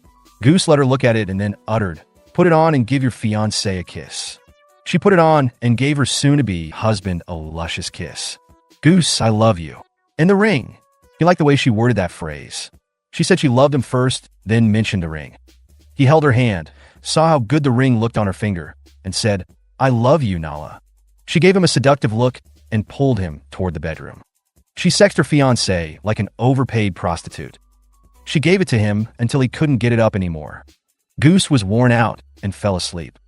Nala cooked and cleaned, waiting for him to awaken. "So, how's business going today?" Ant talked to Peaches on a regular basis. He kept a close tab with his employees that he had planted directly with her. Every time Ant called, she quickly and personally answered. She was actually waiting for him to present her with another of his lucrative opportunities. "Everything is going good. It's better than I ever expected. I can't complain one bit." "That's good. Do you want to meet me for dinner at Joe Muir's? We can compare notes and plans to see if we can help each other out anymore." "Sure, let me round up some of my people, and we'll be there." Peaches and her crew arrived at the restaurant and were escorted to the private dining area. Outside the doors stood Ant. He told Peaches the reason he wanted her to come was to meet some major players he was acquainted with. He told her to pick 2 of her henchmen to come in with her, but the rest had to dine in the main terrace. She informed her crew what was going on and walked through the doors with Ant and her 2 guards. There was a table set for 30 people. The centerpiece was fruit and an ice sculpture. The chandelier hung low and sparkled heavily. The table was full of food and drinks that could feed an army. Ant sat at the head of the table while Peaches made her way to her designated seat. He introduced her to the group. "Ladies and gentlemen, this is my Brownstown partner, Peaches." She nodded her head to the entire table and said, "It's nice to meet all of you." She took her seat and joined right in the conversation like she was there the whole time. "If we build our own motels, we could change the game." The men at the table elaborated on what Peaches had just said and thought about how much they could prosper from her brilliant idea. They ate and drank like a mafia family. King Ant had his empire complete. They talked about drug connections, untouched territory, bribes, chop shops, etc. All the business that runs America. By the end of the meeting, Peaches felt on top of the world. Here she was plugged in with the true of the true. She received out-of-town information and established lines. They all said their goodbyes and went back to their respective professions. Ant told Peaches to bring her people to one of his safe houses so he could share his next big move plans. She thought this was it. This nigga already put us in the sky. Now he's going to take us to the moon. They followed Ant to the spot and relaxed to some jazz music and spirits. While their crew sat in the lounge area, Ant told Peaches to come into the study. He took a seat at his mahogany desk in a black leather executive chair. Peaches sat on the Italian suede couch. He lit a blunt and held up his glass of cognac. Here's to the life of good crime. Peaches raised her glass in agreement and took a swig. Success tastes so sweet. Yep, and it tastes even better with respect on top. So, did you enjoy your sit down with the Trues? Yes, and I learned a lot also.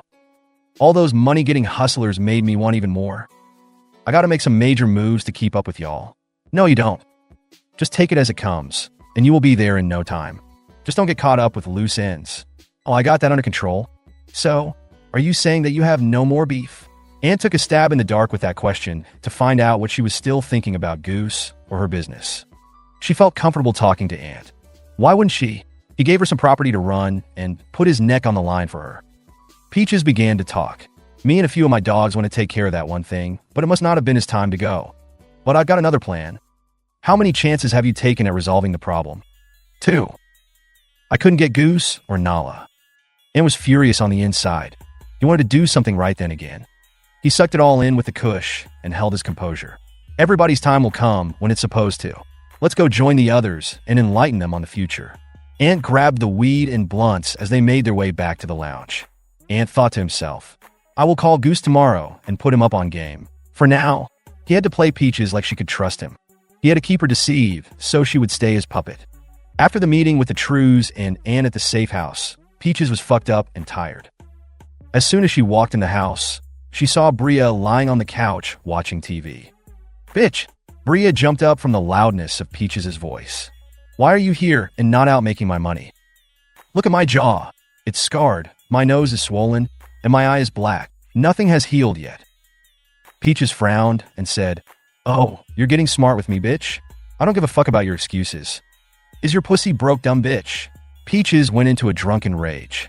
She grabbed Bria by the hair and pulled her to the front door. She opened it and threw her out. Now go get me some money. When you come back to this house, you better have some, and slammed the door in her face. Bria didn't know what to do. She had no transportation or any money. It was 3 a.m. and chilly. She walked and walked. By the grace of Lady Luck, one of her regular tricks spotted her. Bria, what are you doing, baby? Are you all right or working? Hey, Mel, what are you doing out so late? I worked overtime tonight, and now I'm on my way home. Oh, okay.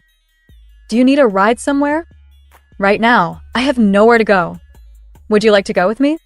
Over your house? Yeah, it beats nowhere and you can trust me. Bria had no choice. She had never gone to a Trix house before. It was against the rules, but she was stuck. Sure, I'll go. But can you give me a ride back later? I picked you up. I'll drop you off. Bria got in the car and rode off with Mel. Mel was fat, ugly, and dumb. So he always paid for women. He never tried to meet a woman on his own because he had very low self-esteem. Can I get some tonight, or are you off? Bria felt lower than sewer scum because those were sweet words to her ears. She didn't want to, but she had to sell her body or get hurt again. She looked at Mel and said, I'm open for business. Bria knew she had to work this trick to save herself. Immediately walking into the house, she stripped down to her birthday suit, went into the kitchen, and started cooking. Mel was very excited. He had his favorite trick in his house, all to himself, with no time limit. He went and took a shower while she cooked. When he came back, Bria was finished, and the table was set. He sat down to eat as she massaged his back. Upon finishing his meal, she led him to the bedroom. She rubbed lotion all over her body and began to play with herself while he lay there watching. She got on top of him and teased him by grinding her body in slow motion. She moved like a snake, up and down, chest to chest, stomach to stomach, and thigh to thigh. When she knew he was fully erect, she rolled a condom on his shaft and straddled him. She rode him like she was in a rodeo. It was ultimate pleasure for Mel. She bounced, pushed, and squeezed every ounce of sex she could muster up. Mel never got it like that before. He thought it was because they were in the comfort of his home and let himself be free. Oh, fuck me, babe. No, you fuck me. The talk was trashy and rushed. In a big, hot, steamy bluster, he came and came hard. Shit, baby, what was that? I had to show you my appreciation for getting me off the streets tonight. Even though it was part of her game, she really meant what she said. She went into the bathroom to clean herself. By the time she returned, Mel was fast asleep. Bria went to the kitchen to get something to eat. She climbed in the bed and went to sleep next to him. The next afternoon, she was awakened as Mel was getting ready for work. He told her to get ready, so he could give her a ride. Bria got ready, but was afraid to go back because she had nothing to show. They got in the car and headed to where he had picked her up. He talked to her a little bit, but mostly listened to the radio. They arrived at the pickup point. Bria didn't want to ask, but she had to. She had no money for Peaches. As soon as she opened her mouth to ask, Mel said, "Here you go, baby." He handed her a wad of $20 bills. Her eyes lit up and she said, "That's too much." She couldn't believe she was saying that, but it was a lot of money. "No, it's not. Last night was the best thing I ever experienced. You deserve it. Maybe it can help you do something." She leaned over and gave him a hug. She told him, "I will see you again soon." He smiled and responded with, "That would be nice." Bria got out and headed home. Peaches is going to be so proud of me. Damn, I'm good. Bria was geeked up because she turned a bad situation into something positive. She planned to buy her mother a plane ticket to Kentucky to see her sister. She made it to the house, knocked on the door, and waited for it to open. When the door opened, all she saw was a chain coming down on her repeatedly. She tried to dodge, but the doorway was enclosed. Peaches beat her like a disobedient dog. Bitch. "Where have you been? You gonna make me kill your dumb ass, bitch. What the fuck is your problem?" Peaches continued to hit Bria as she cursed her. Bria cried out in complete terror. "Last night you put me out and said go make you some money." Peaches wasn't listening. "Shut up, bitch. But I got some money for you." Peaches stopped and said, "Then give it to me, you worthless bitch." Bria handed her the wad and took cover. Peaches snatched the money from Bria and started to count it. When she was done counting, she looked amazed. $3,200. "You made $3,200 last night." Bria was stunned herself to hear the amount. She never thought Mel gave her that much. Peaches, out of nowhere, got angry again. "Bitch, are you holding out on me?" "That's all of it, I swear," Bria pleaded. Peaches smacked her one more time and walked away with the money. Bria started to cry because she knew she wouldn't be able to surprise her mother with a plane ticket. When Peaches returned, she told Bria, "You better have not stolen from me either."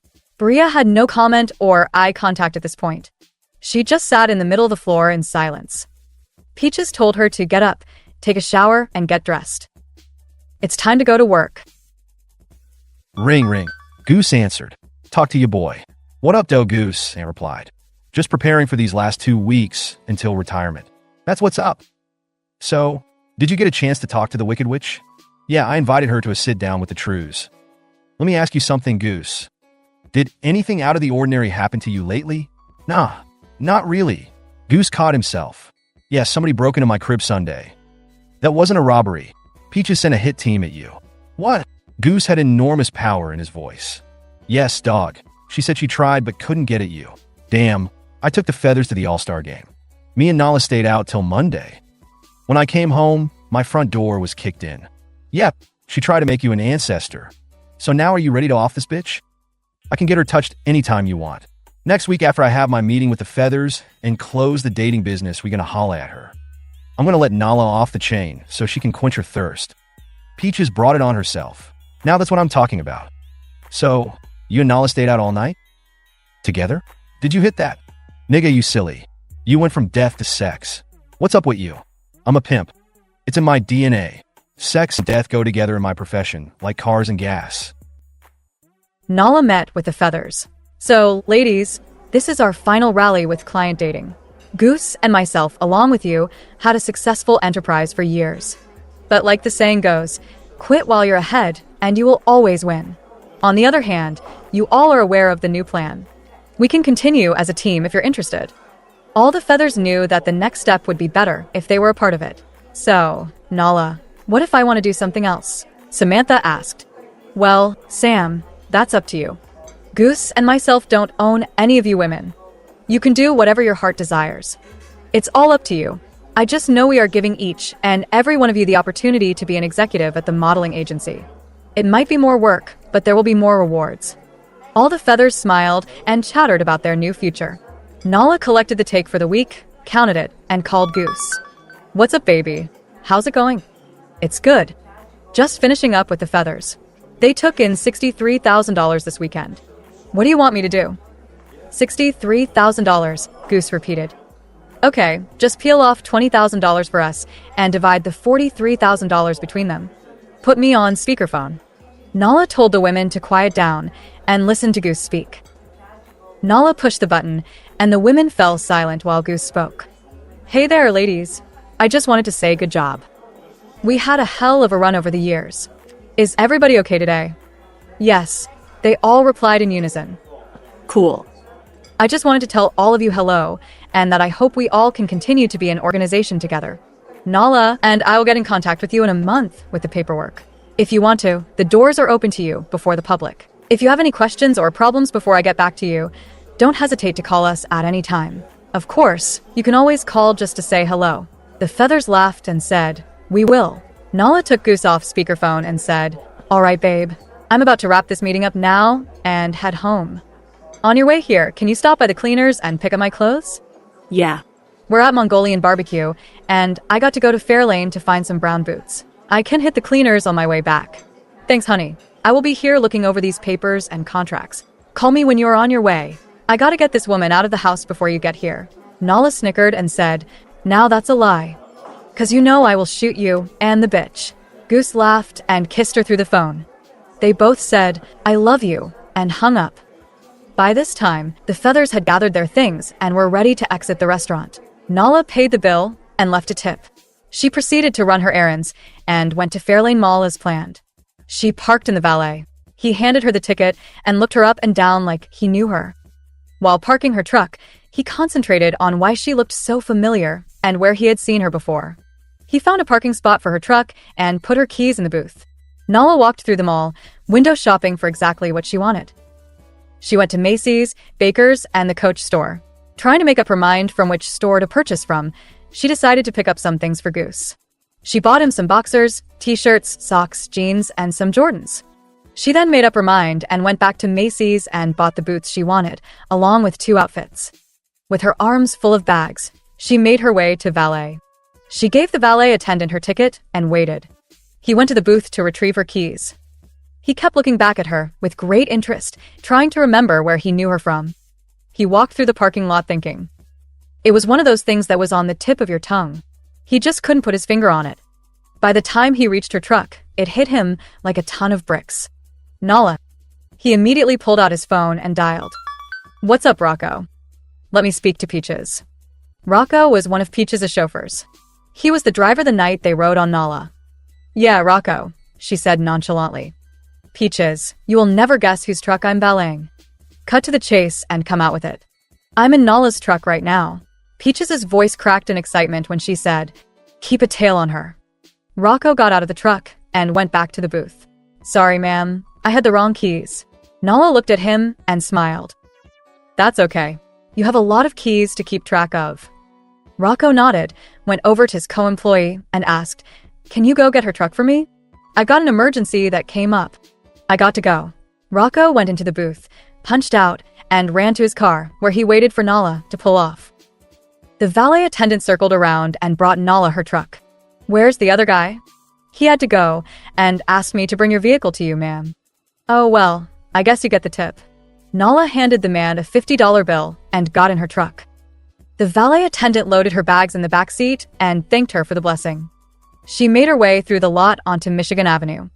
She bobbed her head to the music blasting through the Alpine radio system. 3 cars behind her was Rocco. Ring, ring. "Peaches, I'm behind her right now. We're on the avenue, passing Outer Drive. It seems like she's going to Inkster." Peaches was already in the car with some of the squad, waiting for Rocco to call so she could be in hot pursuit. "All right, stay with her. I'm coming up Telegraph now." Peaches, Bria, and the henchman rode while the driver sped down Telegraph Road toward Michigan Avenue in hopes of catching up with her. Nala had just crossed Telegraph Road heading west. Peaches told the driver to flash the headlights so Rocco could see them. "I see you. I'm about 7 cars behind her. I will pump the brakes so you see me." "We see you." "She is pulling over now. Stay with her. Don't lose that bitch." "I'm not. I got a clear view of her, and she knows nothing." Nala stopped at the cleaners to pick up Goose's clothes. Hey, Nala. A short Chinese lady spoke in a high-pitched kid's voice. "Hey, Sung. How have you been?" "Fine, just fine. Let me go and get your dry cleaning." Sung went to the back, and Nala waited for her to return. Outside the cleaners, Rocco sat as Peaches quickly pulled in. "So, is she still in there?" Yep. "She's in there, and she is driving that Navigator." "Good job, Rocco. You can go now. I got it from here. Peaches threw him an envelope and rolled up the window. Rocco exited the lot and went back to work. Peaches' driver asked, "So, what's the plan?"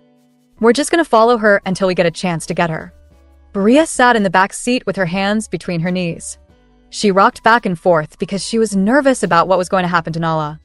The driver asked Peaches, should we run her off the road, shoot up the truck, or follow her to her destination? Peaches said in a devious voice, "No matter what we do, I'm getting that bitch today." Sung came to the front with the clothes. "Here you go." "Thanks, Sung." Nala paid for the service and walked out. She put the apparel in the truck and climbed in. Okay. "It's on now," Peaches said to the occupants of the car. She looked at Bria and demanded the pistol from under the seat. Bria hesitated and handed her the .22 she felt. Peaches elbowed Bria in the chest and shouted, "Not that one, bitch." Bria coughed while trying to catch her breath. She reached back down and grabbed a black .45. Peaches snatched it and pistol whipped her in the back of the head. Peaches. "Stop." "Well then do things right, bitch."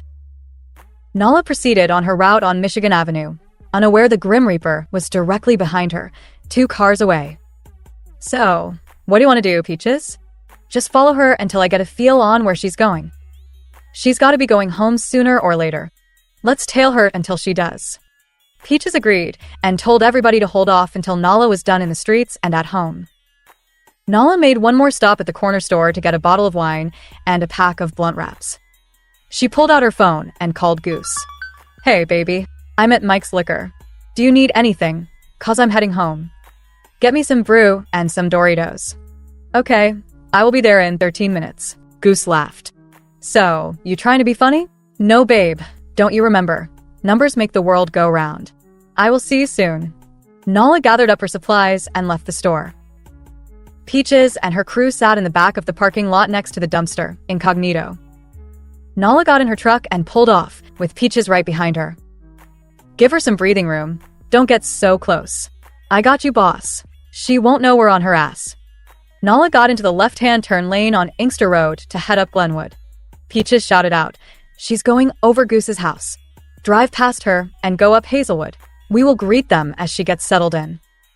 Nala casually drove up the street, thinking about what was in store for their new organization. It was finally time to change, and she was anxious to do so. Not because things were wrong or off track. It was because things were going to be different. Celebrity parties, high-class meetings, exotic trips, unreleased fashion, and everything else that came with it. Nala yelled out with a giant smile, "Look out, world. Here we come." She finally made it up the block and turned into the driveway. Goose's cars were in the garage, so she went all the way up to the side door. She put the truck in park and grabbed a couple of bags from the back seat to take in at first. She walked up to the door and went in. Peaches and her gang parked in front of the house next door. She, Bria, and the henchman ran up the driveway behind the house, waiting for Nala to come out and gather the other bags. When Nala came out, she got the last of her things and closed the truck door. When she made it to the side door and took one step in, the trap was sprung. Peaches and the henchman jumped out behind Nala with guns drawn and shoved her in the house. Bria quickly entered behind them and closed the door. "What the fuck?" Nala said with great surprise. "Shut up, bitch," one of the henchmen said, as Peaches hit Nala in the back of the neck with the butt of the gun, nearly knocking her out and throwing her to the floor. She put the gun to Nala's head and said, "If you move, you die." Nala cared less what Peaches said. Her head was woozy, and she could barely think. Her goons took out some duct tape and secured Nala. Goose was in the office and heard some scuffling, so he assumed it was Nala. He went downstairs to welcome her. When he made it to the kitchen, Peaches and 2 of her goblins stood there. Goose walked into a guillotine. He only saw Nala on her knees, taped up. Before he knew it, he was hit and being taped. Goose tried to struggle free from being bound up, but settled down when Peaches spoke. "Keep fighting, and I'm going to kill her in front of you. Do you really want that?" After he was no threat, like Nala, Goose said, "Peaches, you're taking this too far. What do you want from me?" Peaches did not answer. She looked at both of them and smiled.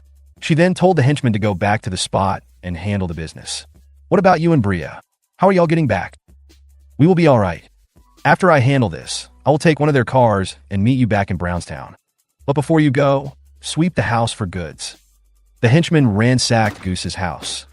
They were breaking and turning over shit to find valuables. They found some money, jewelry, credit cards, and clothes with tags still on them. When they tipped over the nightstand, one hollered out, "Peaches, we found a floor safe." They went back to the kitchen and showed Peaches what they found.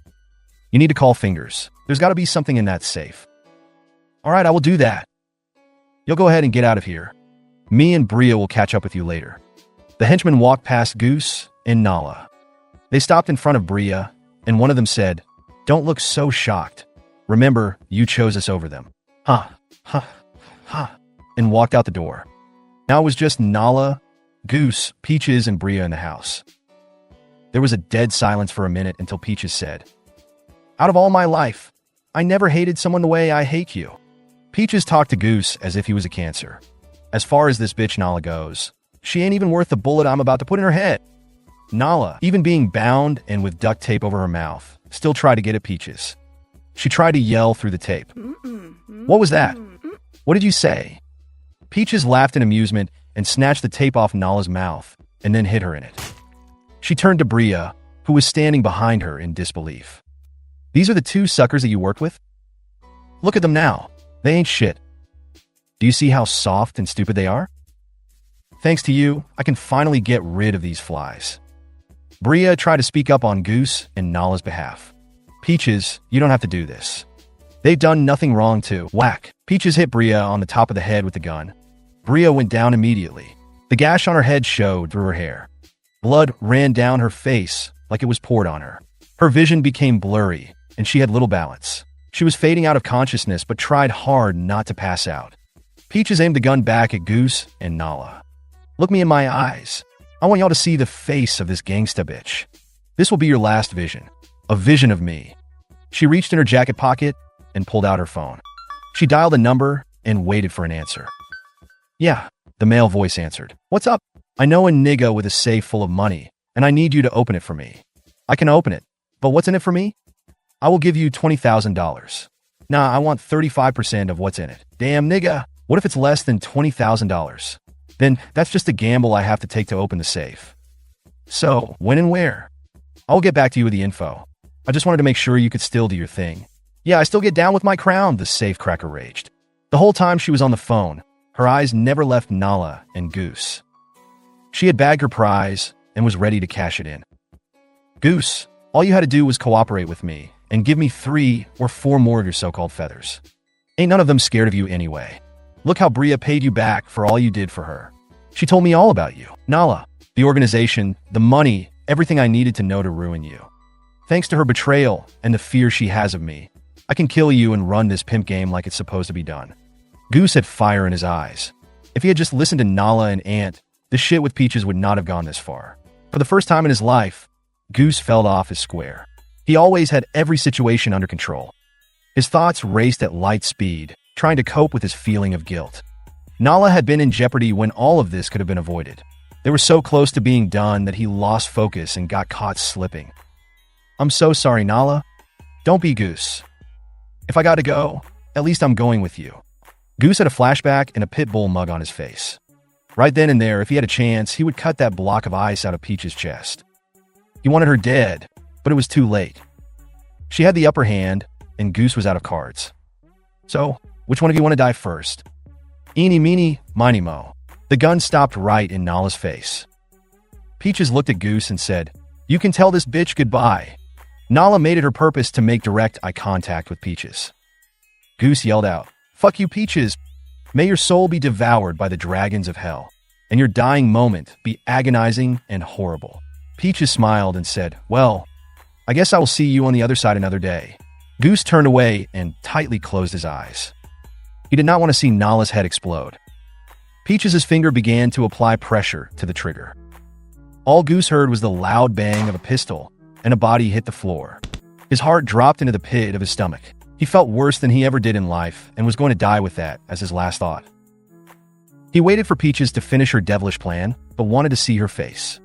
He was going out with dignity and honor. When he turned his head and opened his eyes, he saw a smoking gun barrel. He tilted his head back and looked into the face of Bria, holding a silver .22. It was the pistol that was under the seat in the car. He looked next to him and saw Nala still on her knees. He then looked on the floor and saw Peaches rolling around in a puddle of her blood. He began to come out of his trance while the sounds slowly returned to his senses. He heard Peaches moaning and squealing in pain. Bria put one in Peaches' back before she could shoot Nala. Bria stood over Peaches with treacherous eyes, cold, vengeful, murderous, and full of joy. "Please help me. Help me, Bria. I need you." Peaches coughed up blood as she begged Bria for help. Bria just stared and watched her waddle on the floor like a stuck pig. "Bria!" Goose yelled her name, but was talking to an empty shell. "Snap out of it. I need you to cut us free." Bria just stood there looking at her number one enemy. It was like she was hypnotized, sleepwalking with a smirk of satisfaction. "Help me. Why did you shoot me? Help, please. I'm begging." Before Peaches could finish her plea for help, Bria kicked her straight in the mouth like a soccer ball. She was not trying to hear anything Peaches had to say. Bria went over to Goose and unbound his hands. He instantly took the gun from Bria and hugged her. Bria began to shake and cry like a toddler that was startled. "I'm sorry, Goose. I'm so sorry, Goose." Bria chanted that over and over and over again as she rested her head on his chest. "It's okay, Bria, it's okay. It's okay. Just calm down. It's over. It's over now. It's all over." In a demonic voice, Nala yelled, "No, the fuck it ain't. Somebody cut me free." Goose sat Bria on the couch and quickly started to unbind Nala. Before Goose could free her completely, sure enough, Nala went right at Peaches, stomping her in the head repeatedly. "Bitch, bitch, bitch, bitch, bitch." She jumped on Peaches like a lioness pouncing on a gazelle. Goose pulled Nala off of Peaches. As soon as he stopped Nala, Bria was back on Peaches in the same manner. "Bitch, bitch, bitch, bitch, bitch." Peaches went blind in one eye. She screamed, squalled, squirmed, hollered, grunted, cried, and threw up, while snot and blood were running out of her nose, ears, and mouth heavily. The only thing Nala and Bria heard in their minds was, "Finish her." They continued to beat the hell out of Peaches. Peaches pleaded with Goose to get her medical attention and let her go. She apologized and tried to justify her wrongdoings. "I was just mad because you were doing so good and had no worries. I'm sorry. Just help me live, and you will never see me again. Please." Peaches begged with all her heart. Goose walked up to her in disgust and quoted, "Play me once, shame on you. Play me twice, that's your ass. This is your third strike, and you swung for the fence. You're out." Nala came back with her .380 and shot Peaches in her right shoulder. "Now we're even." She looked at Bria and said, "Do you have any last words for Peaches?" Bria grabbed a bat and said, "It's time to go to work," and played piñata with Peaches' body. After a moment, Goose, Nala, and Bria sat down and watched Peaches bleed and beg. Her mind drifted on how things could have been different. It took 18 minutes until she fell unconscious. The whole time, she was shaking in a cold sweat and in intense pain. 7 minutes later, Peaches took her last breath and died. Nala and Bria gave each other high fives while they took shots of tequila and smoked a blunt as if it was a celebration. Goose called Ant and told him, "I need your help. I got something to dispose of." Ring, ring. Thank you for calling Goose's Feathers Modeling Agency. How may I direct your call? It has been 2 months since the final encounter with Peaches. The modeling business was in full rotation. Goose, Nala, and the Feathers hit the ground running. They had the top beauty and fashion companies calling them to supply models for ads and commercials. They went from 21 Feathers to 50 top-notch models. Everyone was doing well and was happy. They were finally in the career environment and still held the center of attention. Goose, babe, you did it. You changed the lives of women a long time ago, and you are still doing it to this day. Now, Nala, we all did it. This would not have happened if it wasn't for the effort of you and the Feathers who worked hard together for all these years. One of the receptionists came to Nala. "Excuse me, but Ms. Sierra, the CEO of the Blink Mink Lashes Corporation, is on the phone." Goose looked at Bria and said, "You might as well take that call since you were chief of staff." Bria smiled with thanks written all over her face. She went into her office to take the call. Even though she rolled over on Nala and Goose, they still had love for her. Besides, when it all came down to what mattered, she saved their lives. "So, Nala, what do you see in our future?" Nala gave him a peck on the lips and said, I see a goose full of feathers. I also see you and I with a couple of our own geese.